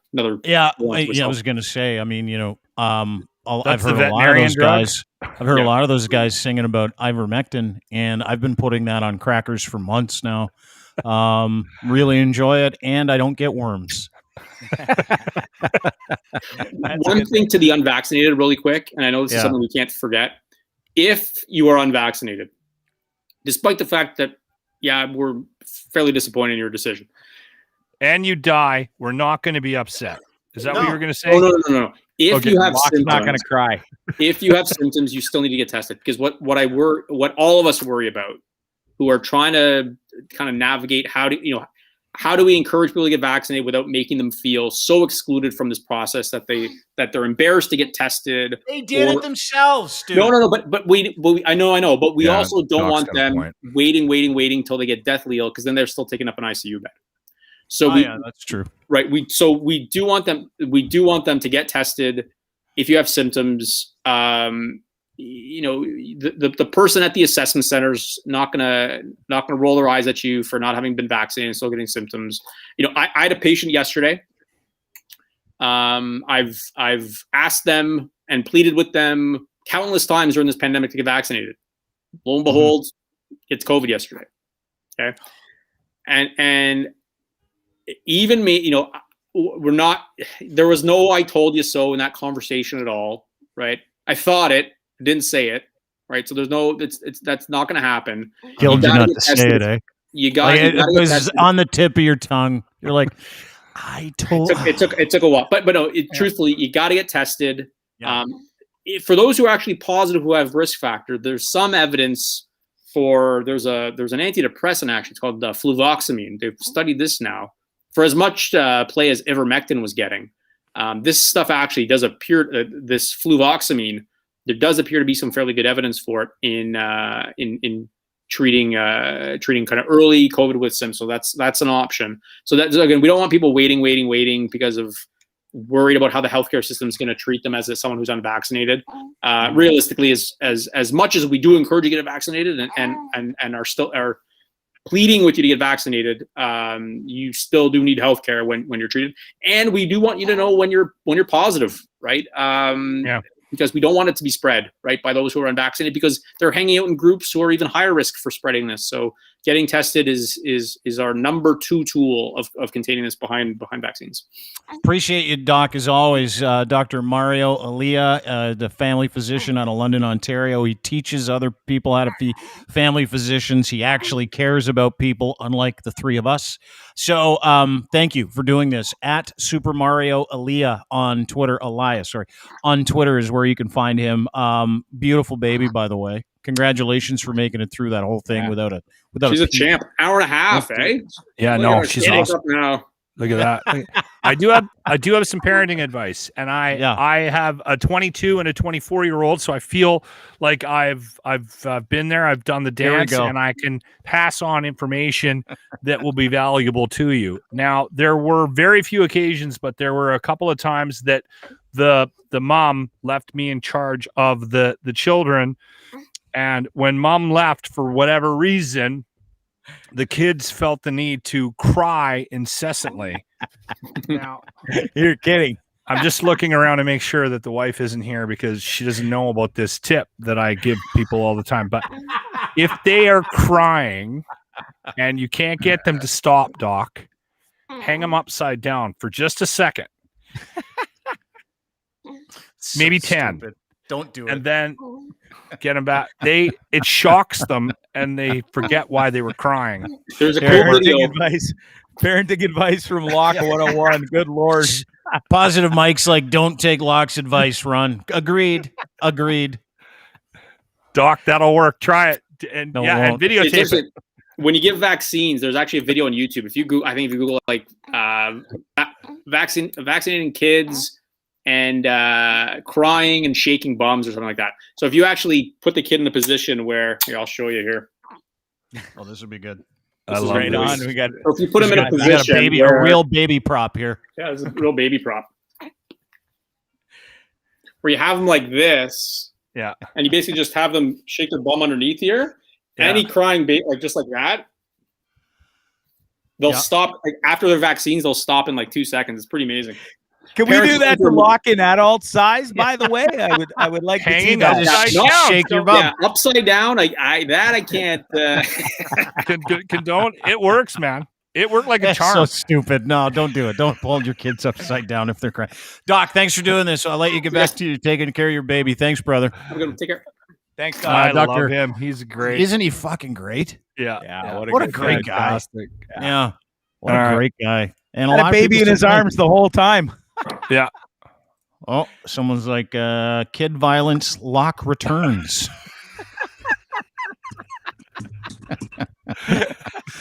Anyway, that was great. Thanks to Doc. I swear to God, I did that, and it worked. It worked like a charm. Yeah, but no one else does it. Like, if you can't even go around saying stuff like that because CAS is going to show up to your fucking house. They're in their 20s now. They're fucking fine. They're both Wade says well-adjusted adults. I can see Locke doing that with Jimmy live on Facebook tomorrow morning. If he gets bitchy, just hold him upside down. The only down. problem is that fat little bastard's not. I can't hang him upside down. I'd need a crane. Thanks, Doc. Darren Pfeiffer joins us from the rock and roll band Goldfinger. D. Fife, ladies and gentlemen, he's here. That's some fucking sad news the other day, and I know he was 80. But Charlie Watts, the drummer of the Rolling Stones, passed away yesterday, and Darren's drummer. Wait. Yeah. No. Yeah. Oh, Sad. No. Leaving his wife of 57 years behind, the only non-pedophile in the entire group. But brutal. Seriously, Brutal. It's true. Brutal. It's true. Well, we've worked past the whole thing. But how fucking the outpouring of support and emotion from people in the community, like music people, drummers. As a drummer in a very good professional rock band and a professional session drummer and a guy who's drummed on stage around the world, jazz chops. Yeah, what is Charlie Watts? Because I only watched him, sit up there like this for 40 years. Like, he was never a front guy. He was never part of the conversation. How important is Charlie Watts to that band, and how important is he to drummers? Incredibly important for a many number of reasons. For me personally, I grew up into hard rock and metal, speed metal like Metallica and Slayer, and then early on Led Zeppelin and Van Halen and whatnot. And so, but I did have a deep respect for the other forms of music like jazz and pop and rock and Rolling Stones and the Beatles were two bands that were in my house growing up. So I had a respect for Ringo Starr and his incredibly tasteful drumming, but also for Charlie Watts. And what he brought to the table was a saying you guys have heard: keep it simple, stupid. Just play for the song. Like, if the song requires a 2 and 4 and then the snare, then play 2 and 4. What made him unique as a 2 and 4 simple middle of the road rock drummer was how tasty he swung that 2 and 4, that boom cha. But he also would lift his right arm whenever he hit a snare. He'd go da da da. It was his signature style. Now most drummers in rock bands they connect with the bass, the rhythm section. The bass player and the drummer should always be like this, okay? And they were like Ron and Charlie were always in lockstep, and then Charlie and Keith were on the same page. Their bass player they've had for a number of years, who I've hired for a couple sessions, Daryl Jones, phenomenal bass player. So Daryl and Charlie, again, are like that. But one thing that makes Charlie and the Rolling Stones a little bit different is Charlie Watts would connect rhythmically, groove-wise, to Keith Richards. Mm-hmm. He would be locked in with the bass, but he'd be super locked in with the swing and flow of Keith's playing.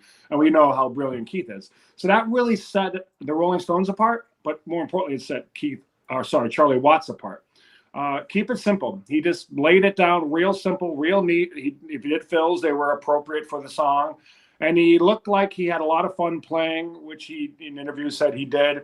But he was also the consummate gentleman. If you read anybody who's ever met Charlie Watts, and unfortunately I am not in that fraternity, I regret never meeting the man. But I know a lot of people who have met Charlie and become friends with Charlie. They say he remembers people's names. He looks you in the eye. He speaks with a certain tenor that makes you feel welcome and warm, and you strike up an immediate rapport and friendship with the guy, especially if you're in the drumming community. If you're a part of the industry, or if you're a drummer that he met, he would get to know you and exchange letters or emails. He was just a great human being, and we cannot in the drumming world understate how significant this loss is. huge. Yeah.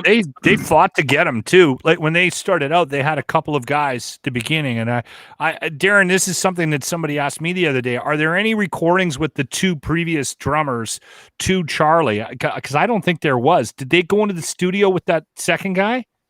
They did Mark? record with another drummer. His name is Kenny Jones. Okay. What was the song? Jumping Jack Flash, was it? And the guy was like, because he was part of the sessions to write. Charlie, for some reason, was unavailable.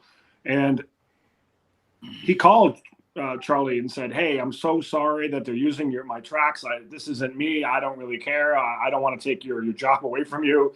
And Charlie said, "Dude, it's fine. I wasn't available, and you sound like me anyway, so it's all good." Yeah. So Yeah. just a consummate gentleman. Yeah. The other thing that I remember jumping out at me was Keith. And you never heard Keith say this about Mick. But he said the Stones are not the Stones without Charlie. Like he knew how important that sound and that technique brought to what it was that they did. That sort of that intangible thing that the Stones always had, right? Yeah, I would agree. I mean, most drummers are the backbone. Not most, but all drummers are the backbone of any really good band. You can have success with a mediocre or even a bad drummer, but if you are a great drummer, then you can. A band with great songs can go the distance. And the Rolling Stones are a great example of that. The Beatles are a great example of that. And Led Zeppelin didn't go the distance. It's going to be really weird going to see the Rolling Stones and looking back and seeing some other drummer, whoever he or she may be. It's just going to be really odd. This one sucks. I mean, this one, Neil Peart was another one recently that was stung really deep. And this one is kind of like in that same ballpark.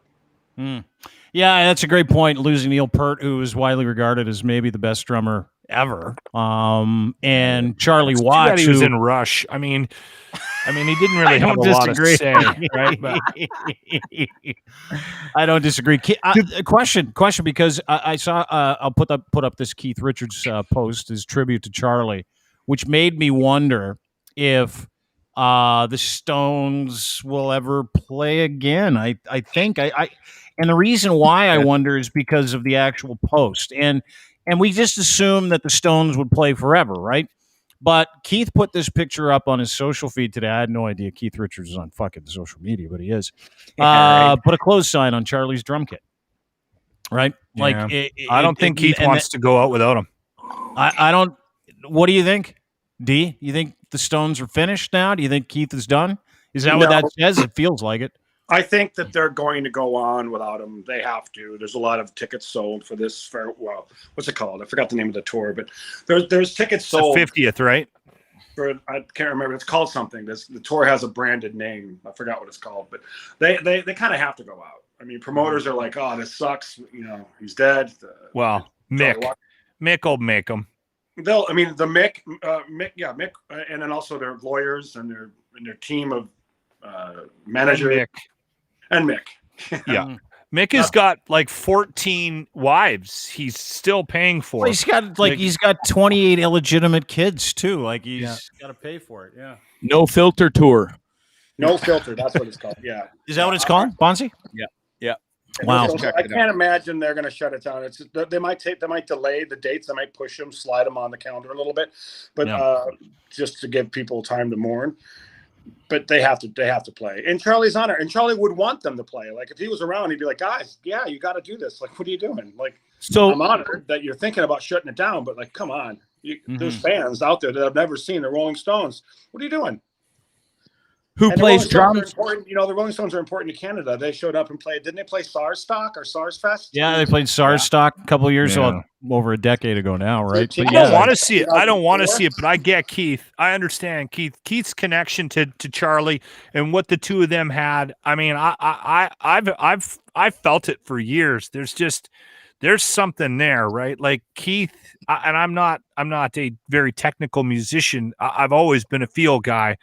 And I mean, that fucking Exile on Main Street record is just, Yeah, it's my favorite Stones album. It's brilliant. amazing. And you know, it's funny. I didn't get into the albums. Stones until like about 10, 15 years ago. And I remember thinking to myself, because a buddy of mine was a big Stones fan. He's like, dude, just throw some Stones on in the afternoon. Just do it. You'll love it. And then I started getting into the Stones. And then I realized that they're fucking jazz musicians and blues musicians who would rather be more like Buddy Guy than fucking the Beatles. Like, that is their best work. They've got a couple blues albums, and I know Keith was heavily involved in writing one of them. Maybe he wrote the whole thing. Yeah. That blue record is fucking phenomenal. Unreal. It's unbelievable. Yeah. What was Charlie? Charlie wasn't a rock and roll drummer, was he? He was a blues drummer. He was a jazz drummer. It's like, and I think the whole band is, right? I think they just kind of landed where they landed, but you know, it's gonna be. I don't know. It's gonna be interesting to see because I can't wait to see them live. And if I got a chance to see them on their No Filter tour, I will go see them. And I don't have a boner for Charlie or anything, but it's the timing of it's incredible. What did he die of? Do you know? I don't know. Actually, he had throat cancer in 10 years ago, maybe longer, and I know he was fighting that. I know, but I don't know if the throat cancer thing was still sort of hanging around, if there was still complications from that. Right. This could have been something new, right? I don't know if there's been an official statement released on what he passed away from. Fucking wild. Wade did say that he wasn't even going on this tour, though, because of a health condition. So they did say that, yeah. Any way you slice it, when a member of the Rolling Stones passes away, it's going to make huge news. No shit. Yeah, they're the Beatles. Like they're the alive Beatles. Like you know what they should do? They should put Paul McCartney on the kit. Go out for. You know what's fun? He could do it. Fuck, I know he could. He could Dave do it Grohl. very, very, very well. Yeah, Dave Grohl would be great to see. I'd love to see Darren Pfeiffer behind the kit. Dave Grohl hits too hard. No, he can. He could tone it down for this. Any good drummer can hit. Do you think you could get in there? Do you think you could get in there and do a Charlie Watts? You think you could? No problem. Me? Yeah. Oh yeah, I could do it. No problem. I wouldn't want to do it. I would probably. Actually, that's not true. If they called me and said, "Do you want to play?" You'd be there in 2 seconds. I'd be like, "Well, I wouldn't do it because it wouldn't be right for Charlie. I'm too contemporary." Nah. I'm sorry. Why don't you give it to some? Here's $20,000 a week. Here's $20,000 a week, Darren. Yeah. I'd play the bongos for them. I do it for $20 a show. Not 20. Thanks. What I do for free. Yeah, I know you would. I would too. But I don't have. Maybe Phil Collins. Maybe Phil has a good one. I don't think Phil Collins is playing drums anymore. No, he can't. He's got nerve issues. His son Simon is playing drums now. All right. Darren, thanks for doing this, buddy. I know you're busy and you just hopped in to talk about Charlie Watts because what we like to do is bring in people that know about the subject we're talking about if we don't know about the subject. I know Locke knows a lot, but I'm going to drink this bottle of whiskey a little bit later. But that's all I have on my schedule. Go for it. Go for it. Oh, you and I could get in trouble with that bottle. I'm not even that far away, but I'm not allowed to partake in that with you anymore. Or I'd be there in a fucking hot second, bud. Yeah. Everybody, can I tell people what you did? Sure. Bonds? Yeah. Like about the meetings and stuff? You don't mind? Yeah. No. So Bondzee, not only did he get vaccinated, but the kids started going to AA meetings online. All right. Is that why you got the fan in there? Is that why your hair looks like because you're in it's an 80s video? 114 billion. Dude, it's so hot here today. We had a nice spell where it was real good.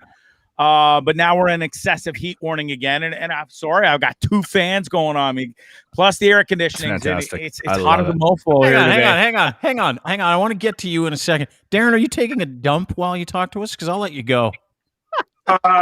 If I answer yes, would it make you think less of me? I can hear him peeing. You cannot hear pee. I just heard urination into the toilet. You did Yeah, not. I did too. Yeah, I did. No, Or a did not. plunk. I did. I heard Wow, I heard That plunk. is a Get an answer. that's If a heard it bathroom. tinkle. If I said That's I'm a moving bathroom away, scene. think less of me. Ladies and gentlemen, if you're No. you're joining us on Apple Podcasts or Spotify, wherever you get your fine podcasts, what you're missing right now on the YouTube version of this show is Darren is actually having a shit in the middle of the podcast.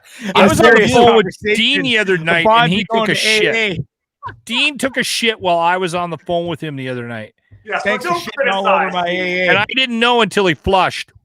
Is it, don't you dude? even That try wasn't a to- fucking live program. I was talking to my friend on the phone, and I had to move my bowels, and so I don't care. This is a live program. We start talking about life changes that Bondzie's make. Dude went to AA meetings, and all of a sudden, Darren's like, "I have to take a shit right now." Oh, there we go. Everybody does their life. Everybody's talked to their mother, or their sister, or brother, or boss, and had to go to the bathroom and did it on a DL. That's true. I don't tell mind. people if I'm in there and I'm pulling Gronk, I let them know. I just hit the mute button. That's what you do. You hit mute. Do you announce it? Do you announce it? How many people? Share. Okay, how many people here take a dump while they're on the phone? Hands up. Well, how many people take a dump while they're in a podcast? I haven't done that yet. I just took off to take a piss, but at least I muted my mic and bounced for a second while Darren was talking. You guys don't know what I'm doing. I could be pissing. Dude, there isn't a pee that takes that long. There isn't a pee that takes that. I don't want to be around for the wipe. Great to see you, though. Thanks for being Good to here. see you too, guys. All right, man. Bye, Talk to you in a Darren. bit. I don't want to be around for the wipe. That was my whole thing because he's fucked up in the head, and he would wipe in the middle of in front of us. We'd be having a screenshot of it. Naked Cheese Whiz. Oh my God. So, Mike. I want to hear a little bit more. I want to hear a bit more about the secret society. Yeah. This is big news. I'll let Bondzee take it from here, but I got a great update on Bondzarelli. He is not only getting healthy, dude is trying to tackle his drinking. And this is good for you to listen to, Lachlan. Not because you need to tackle your drinking. Are you not drinking right now, Bondzee, at all? Or did you fall off and then want to go back? I went to AA last week twice. I fell off on Saturday when I wrote that huge blog, way too long probably, and it was riddled with mistakes, but it was a very serious, heavy blog for me, and it actually sent me into a fucking tizzy that I didn't see coming. I talked about almost dying on my podcast 2 days before, and I was fine. But writing it all out, it actually sent me into this weird thing. I will admit, I ordered a bottle of wine, and just a small bottle, but I drank the fucker, all of it, and I smoked a plethora of weed, and I finished that blog, which was hard for me, but it's my only slip so far. I went golfing the other day. I was sober. Sound like a major slip. That sounds like, you had a glass of wine, right? A bottle, but he pounded a bottle. Like he, but I'm just saying he didn't go on a. He didn't go on a 4-day run, right? Yeah, right, exactly. Like I can. And I've been on a 30-year run, so it's some days are harder. 8% beer called Force 8 made by Lucky on the show this morning. Some asshole dropped off fucking beer at 5:30 in the morning. The drunk alcoholic midget ran downstairs, grabbed it, and he brings it up, and I open up the box and I reach in and it's fucking cold, and I'm like, what a dick. Might as well. Did you have one? Don't drop off cold beer to the morning show. It's 5 a.m. What am I gonna do? I had to have one. So and man, that 8% at 5 o'clock in the morning with no food in my stomach. Yes. So, Locke, what you don't understand is Bondzee's been battling demons, right? Like he wrote this blog. He wrote this blog last week, or it was a couple days ago, actually, and it was. Yeah. And I see it go up, and I'm like, oh, there's like the Grim Reapers on it, and it's a story about how Bondzee almost died, right? So I'm like, I'm going to read this, see how Bondzee's doing. I get 2 words into it, both are misspelled, and I'm like, and then I see like, I go down like about half a centimeter, half an inch, and I'm like, the next entire sentence is That's what I was thinking. And then this blog was like a fucking dissertation.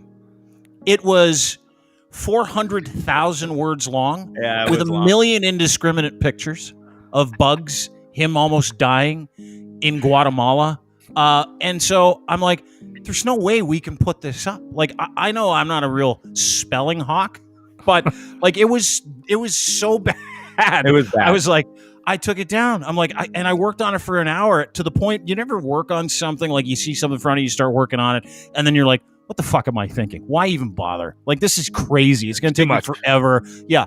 So Bondzee sends me a note and he's like, hey, why'd you take that down? I'm like, oh, I got to tell you, dude, it's like every second word is misspelled. It's super fucking long. It's incredibly disjointed. And I just can't put it up. I said, just cut it in half and do this. And he's like, I wrote that the other night when I was all fucked up. I totally get it. And I just want you to know, I've been going to AA meetings and I'm trying to get better. And so then I was like, that's fucking incredible. Great for you. And he's like, yeah, that's why I wrote it. I go, awesome. Cut it in half still and take all the shit out of it that's no good, and we'll see if we can put it up. Like, it still didn't make me want to put it up, but I'm so impressed with the fact that Bondzee, like, work in progress. Who gives a fuck? Bondzee is vaccinated, which we saw earlier, finally got vaccinated. Bondzee is working out. Bondzee actually has a job in a commercial shoot, apparently. The weirdest life gets weirder. But he's really trying, and I'm really fucking happy that he did. And these AA meetings can't be fun. I mean, going into an AA meeting and saying, hey, everybody, I'm an alcoholic. Like, it's fun to say you're an alcoholic in podcasts with your friends, but when you got to go into those meetings or you got to go into a church basement, you got to go, I'm fucked. That's hard. I'm not going to lie to you. I'd be able to do it. It took me months and months, Dean, to go to these my first meeting. I was fucking terrified, completely terrified. I knew it would help. I know it's a step in the right direction, but making that initial leap to go to your first meeting, even online, it was hard. And I got there, my face pops up, and the guy goes, "Welcome, Greg. You're up." And I just was like, deer in the headlights. I really was. I was like, hi, I'm Greg. I'm an alcoholic. And after those words and hearing it for the first time, and not on a podcast, and in a very, very serious sense with people that are way sicker than me, and have a way bigger problem with alcohol than I do. Yeah, it's not a comparison thing, though, Bondzee. It's I think you need to. It is though, when you first go into those meetings. Like, when you go into those meetings for the first time, that's all you're doing is comparing yourself to everybody else. Everybody has to have their own reasons for doing, trying to make the changes that they need to make, right? Like, I'm not saying to make you feel bad. I'm just saying if your problem isn't as severe as somebody else's, it still doesn't mean that you can't benefit from whatever direction you want to go with this, right? Oh, exactly. And I mean, listening to other people's stories, I kind of was like, should I even be here? I almost feel like, listen, I have a problem with alcohol. I'll 100% admit that, but these other people, dude, they got a real fucking problem. They've hit rock bottom. They've been to jail. There was an old guy on there that had been to jail 10 times for drinking and driving, and I'm like, the fuck am I doing here? I'm going to go down to the bar and celebrate the fact that I'm not. No, this is funny. I'm not laughing. I'm not laughing at that. 10 times. 10 times. Dude, I was at a meeting. I was at an AA meeting like about 2 years ago, and I was in. This is a true story. I'm in because I enjoyed it. Like, the lessons that you get there, no matter how fucked up you are great. And there's 12 steps. Only one talks about booze. The rest are stoic in nature. They're more philosophical than anything. It's about saying, "Hey, fucking wake up and enjoy your life." But this one guy is like, "Hi, I'm Jerry," and I'm gonna change his name because you're not allowed to tell the names. "Hi, I'm Jerry, and I'm an alcoholic." And everybody's like, "Hi, Jerry." Guy's like, "Yeah, I used to be a bank robber. Robbed like 30 banks, and was an alcoholic, and I was in gangs, and I was in Montreal, and now I'm happy to live here.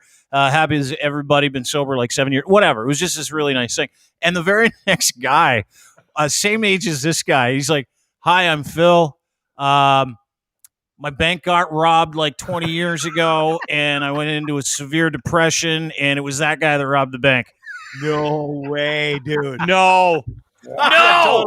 Totally. And I'm like, get the popcorn. This is going to be fucking awesome. These guys fucking made each other complete degenerates. This is incredible. And like they had no idea. Anyway, they started talking after and they were like fucking best friends after. Yeah. Like it was So it was good. the most amazing thing because like that's an old life. It's gone. Like the shit that you did back then doesn't matter. What matters is you going forward, right?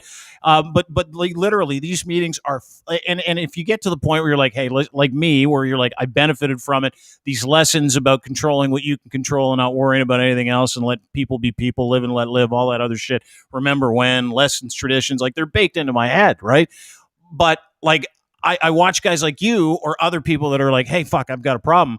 And it's not the drinking that's a problem. It's the fact that you're fucked up, right? It's the fact that you're mentally void. It's the fact that you've got some serious problems up here.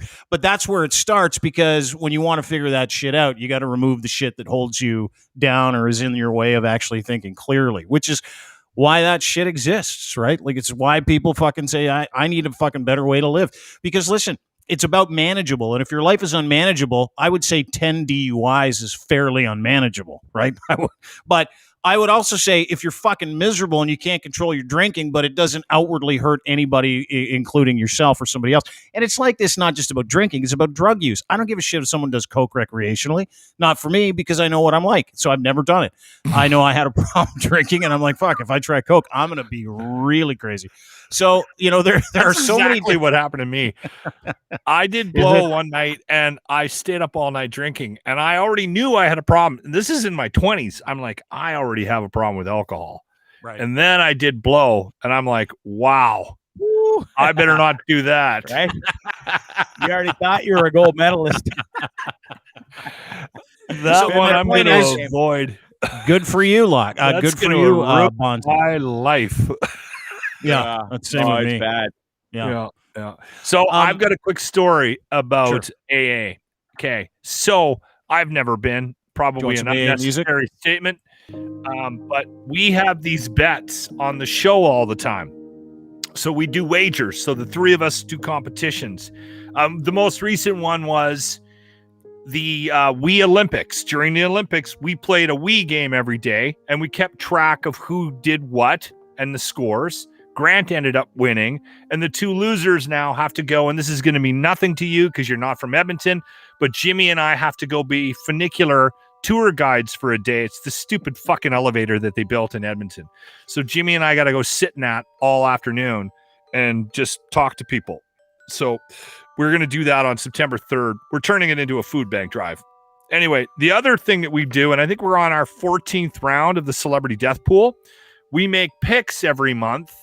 Or every time somebody dies, we renew the picks. You get five celebrities. And then when one of your celebrity dies, you win. And then the other two assholes have to do something. And we've had everything from you have to buy breakfast. You have to become vegan for a day. The latest wager is the two losers have to take a pill. One of those Superman pills. It's a mix of Viagra and Cialis. So we have to take one of those 5 a.m, and we have to have women's beach volleyball on the TV all morning. So, and we haven't had a winner yet in that. So one of my wagers was, and we asked the boss if we could do this, was the two losers have to go to an AA meeting. And he was mortified. He was like, that's the worst one yet. You guys can't fucking do that. That's just gonna get us in trouble. I live for content, and I've also been in those rooms and benefited greatly from some of those relationships. Yeah. I would still do that. Fuck yeah. Absolutely. The boss was pumping the brakes on it. And he was like, I don't know, Locke. That one's Speaking gonna of come content, back and bite us in the ass. Yeah. Bondzee. Can I tell? I was going to save this story for tonight, but can I tell this funny story that happened to me 2 days ago? So you have to understand, I'm on the bus. Directly north of me, like midnight, is the gym. It's about a football field away. So I've been going there every single day. I have my routine. I run 5K. I do the weights. Go to the shower.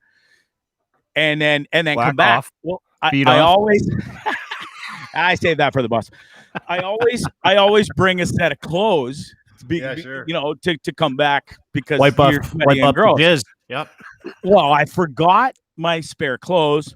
My shorts were soaked, and I'm like, I'm not putting on. It's just gross, right? They're smelly, and you're fresh and clean. So I was like, I'm only a football field away. No, I gotta walk past the pool. So I thought it'd be a great idea to just, wrap the towel, tuck it in tight, and you'll be good to go. No. Well, fuck me. So I got the dog, right? And he has to be on a leash here. They're very strict about that. So I got the dog. I got my backpack. I'm holding the backpack. I got my phone. I got the leash. Well, all of a sudden I trip over Tucker because he's smelling something. He barks and yelps. I step over and fall. My fucking towel falls off. There's 3 old biddies and an old dude over to my right who see my cock and balls dangling and my white tuchus, because I do the immediate turn just so they can only see the bum. Try to grab my towel and put it back around, and then, full shame, just run back to the bus. Thank God I don't see too many people around here because I hardly leave the bus in the day. And now I have to go to the gym at night because I'm embarrassed as shit to be seen. Only me. Only me. Good thing I've been working out lately. Yeah. Listen, I'm really proud of you. No matter, not for flashing a bunch of people at the pool. Keep it up. Showing them your dick. But I'm really proud of you that you're making some fucking money moves with your health, dude. It's like super, super important, right? Like, good for you. And I'm going to be on your podcast tonight, which will be fun. 9 p.m. Eastern Standard Time. It's Bondzee Live with Dean Blundell. Can't wait. And I appreciate the kudos, Dean. A lot of this wouldn't be without you. You've pushed me.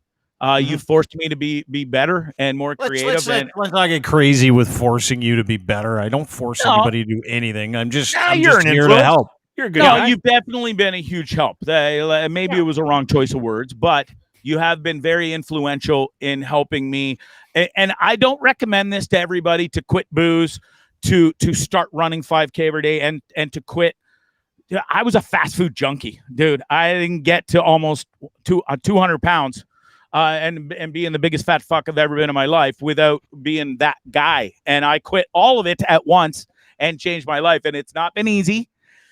Yeah, but I'm doing it, dude. And there's no other option for me. It has to happen because bigger things are happening for me, and I don't want to be a fat fuck doing all these things, and I don't want to die either. But that's a good point. I mean, and we talked about that during the pandemic quite a bit, right? And just the whole idea of making these changes is a great thing to look at and explore.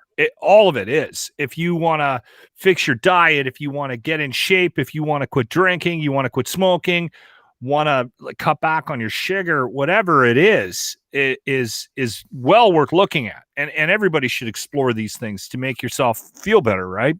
But doing it all at once, man, holy fuck. Like, it's hard enough to make one change in your life. But you know what? Pick one and work on that. When you have some success, maybe then hit the next one. I mean, it can send you into a fucking tailspin of depression if you are unsuccessful because you're trying to do 5 fucking things at once, right? Like, he's also just let's not get too carried away with these massive life changes. Like, these are big, like going into these meetings and talking to people and stuff. They're big things. However, he still is doing shrooms like he's going to the electric chair and smokes more dope than Cheech. So let's not get too upset with Bondzee's new routine. No, I think it's great.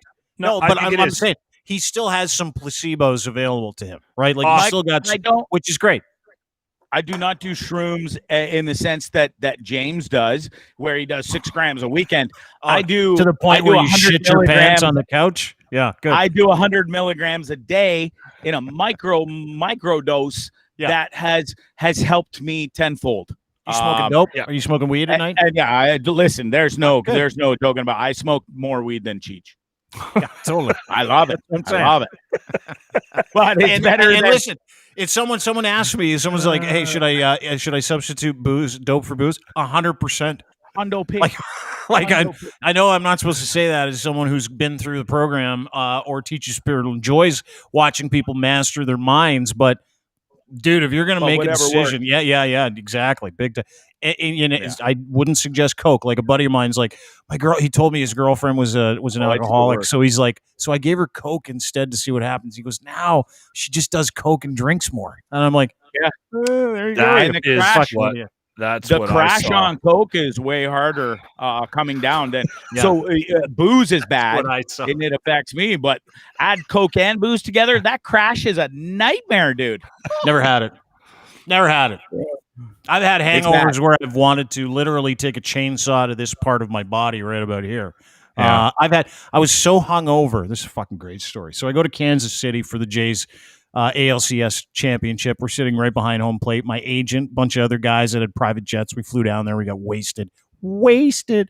Show up, get into the and then when you go to Kansas City Kauffman Stadium, it's if you are sitting in the VIP section underneath the actual dugout because they've got like free food, free booze. They just bring you free food and booze with your ticket.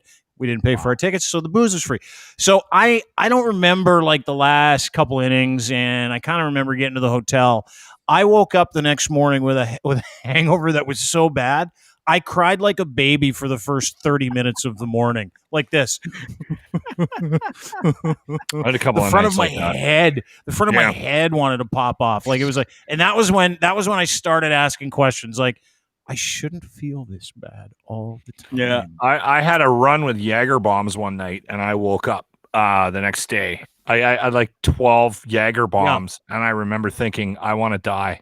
It just if somebody gave me an option to end it like very simply, well, I would have died in that hotel room. Picture drinking as much as you did, Dean, and I've been there, and then add half an 8-ball or to the mix. Looks like. I don't know what that looks like. How much Coke is half an 8-ball? Is it like how much are you snorting? It's a lot. Well, you're like what 2+ grams. Well, what is that though? Like, is it the an size 8-ball of is 8 grams, right? Yeah. So what do we got? Like that much Coke? Does it come in like? No, it wouldn't be that much. Like in a powder form, it's you're like I don't know. How much is an 8-ball? Never mind. How much is an 8-ball? Well, it depends. It depends where you are. It's the price is a lot different in Canada than it is to Nicaragua. I can tell you that. You know what I dig about Bondzee? He just got vaccinated, so we can't joke with him about it. But how much like imported bum Coke he probably snorted over the past several years? Most of my Coke that I did was in Nicaragua, and it wasn't bum imported because it just came straight from the boat a couple countries down and was pretty fresh and not stepped on. So that's the way to do it. Not in Canada where it is stepped on a million times. Yeah, I don't even know what that means. Stepped on sounds bad. It's bad. You don't know what's in it. When it gets to Canada, you don't know what the fuck is in that by the time it gets to you. Or whose hoop that arrived in this country in, too. That's the other thing. I don't know if there's vaccine, but I'll snort that bum Coke. I don't know if there's this truckloads of cocaine floating around Canada that's all been hooped up here, Dean. I just like there's other means of transportation. Like in a truck?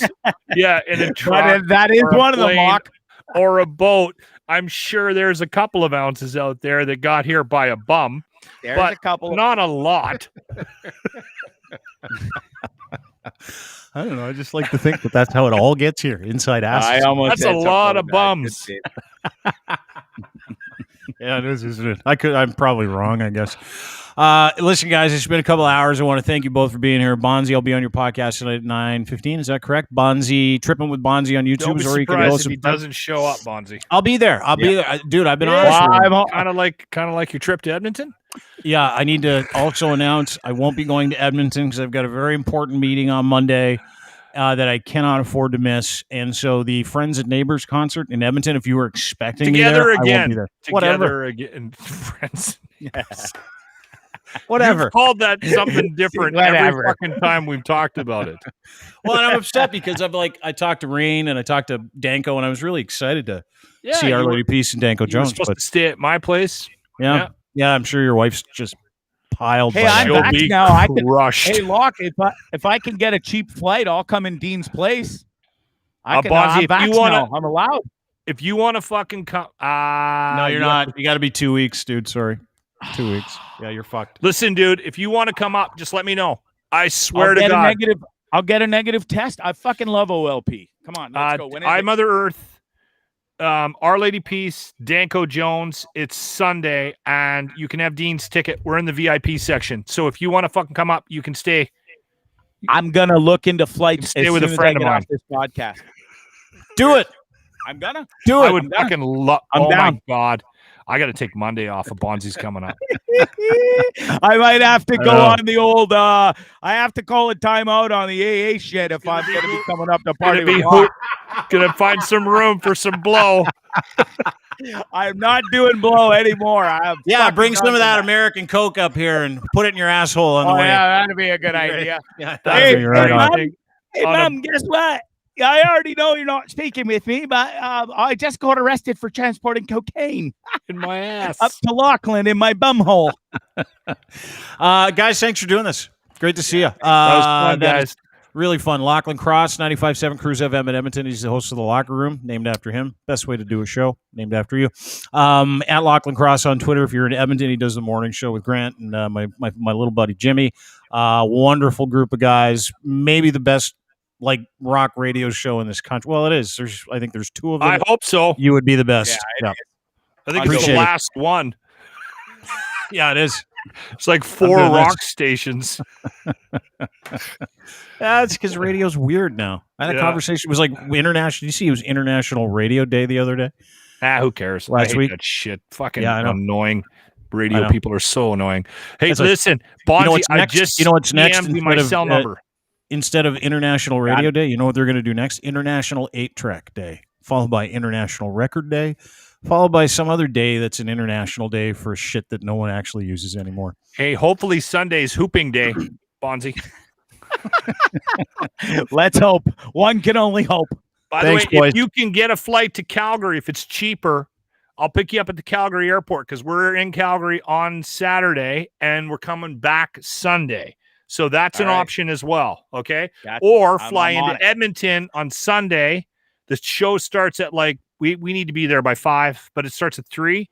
Anytime around there, I'll just come pick you up at the airport on our way back from Calgary because we're coming back from Calgary on Sunday. Maybe we could do the logistics of this off the show. I enjoy that too. But this was more fun because I knew it would annoy you. Well, I love that fucking Bondzee took your fucking spot right away. Scarfing down fucking Arby's on the air yesterday too. I'll take Dean's spot right away. Yep. Mm-hmm. Boom. I'm in. All right, guys. You have a good day. Well, the way I look at it is I'll go to this meeting and I'll have a great time and you guys can go to the Let's Be Friends and Neighbors concert. And then after that, whatever. And then when they come to Toronto, you can just come here and we'll enjoy ourselves. And you can stay with me and there's not going to be a wife or a female going, "Who's on the couch? Who's on the couch, for fuck's sakes? Get him off my fucking couch. Why is he wearing shoes on the couch?" He smells like cheese. Smells like throw up. Fucking loser. Get him out of my house and on a fucking plane. That's what I would have gotten if you'd come here 2 years ago. That's what. You know what we do too, Bondzee? When you come here, we're just fucking putting a GoPro on your head and we're just broadcasting live. Oh dear. Put one on Jimmy's head too, so we can get crotch shots for the whole day. We called that the ass cam. We actually did that at concerts. I would throw him out into the fucking mosh pit with a GoPro on, and he would just run around. We called it the ass cam. And we actually got them one year from one of the concerts. They fucking hacked into the GoPro and broadcast it on the screens. No way. So in the middle of the fucking show, you'd see this fucking midget running around, bouncing around in the... And it was like, "Ladies and gentlemen, do you want the ass cam?" And then all of a sudden, bloop, there'd be fucking Jimmy running through the fucking crowd. The Bondzee cam. I can just see it now. The Bondzee and Jimmy cam. Bondzee, we'll see you tonight. Locke, we'll see you tomorrow. Guys, thanks so much for doing this. Great to see you both. Thanks, fellas. There you go. Lachlan's gone. Bondzee's gone. We're here, you and me, just by ourselves. Whew. 2 hours, 4 minutes. It's a record. Record for me. I don't think it's like a record I'm going to try and break every day. Still a lot of fun. Thanks to Dr. Mario for being on. Thanks to Locke and Darren and Bondzee for popping on as well. Really enjoyed that. Folks, appreciate you being here. Don't forget, support our clients and our sponsors, our friends at Ed's Fine Imports, his Gitch boxer briefs. Keep your biscuits comfortable all day, every day. Get this modal fabric, perfect luxury branded underpant with the pouch in the front. Fellas going here. The thing goes in there. Keeps it away from yourself. By going to edsfineimports.com, ordering a pair online, Gitch, and then the number 3 is your promo code. Use that today. Send you some Gitch. Everybody needs underwear, fellas. Luxury underwear, the number 1 luxury underwear in Canada. Canadian made. Who doesn't want to support a Canadian guy? Domination.com as well. Use them. We do. They are an AI-sourced company, and you can try them for free. It's for content, commercials, etc. Instead of feeding one file into a system and then trying to figure out how you come up with a promo, it does everything for you. You can do 70 pieces in like 5 minutes. No-brainer. If you're in the content game, Domination.com, DMNTN.com. Our friends at Blue Microphones. DeanBlundell.com, part of the Blue Crew. All of our people use Blue microphones, Blue products, Logitech group of companies. You should do the same. They're awesome. Great people, and their equipment is second to none, super affordable, and really, really good. Works really well. We got the MoFi headphones, USB mics, like this Blue Yeti X that I use. You can do the same thing. Super easy to jump in, jump out. Try it today. Go to bluemic.com or at Blue Microphones on Twitter is where you can find them as well. And last but not least, our friends at Easy Auto Financial want to get you in a car, and they've got some financing that you can use. Their financing. Everybody needs financing. So easy to do. You go to these guys, Easy Auto Financial. You tell them what your credit rating is. They'll punch it in. They'll find the financing for you free of charge. Then they'll send you to go get the car you want with the people that want to sell it to you. It's turnkey, easyautofinancial.ca. Have a great day. But don't forget to sign up for a newsletter at DeanBlundell.com. Thanks for being here. We'll talk to you soon. Bye.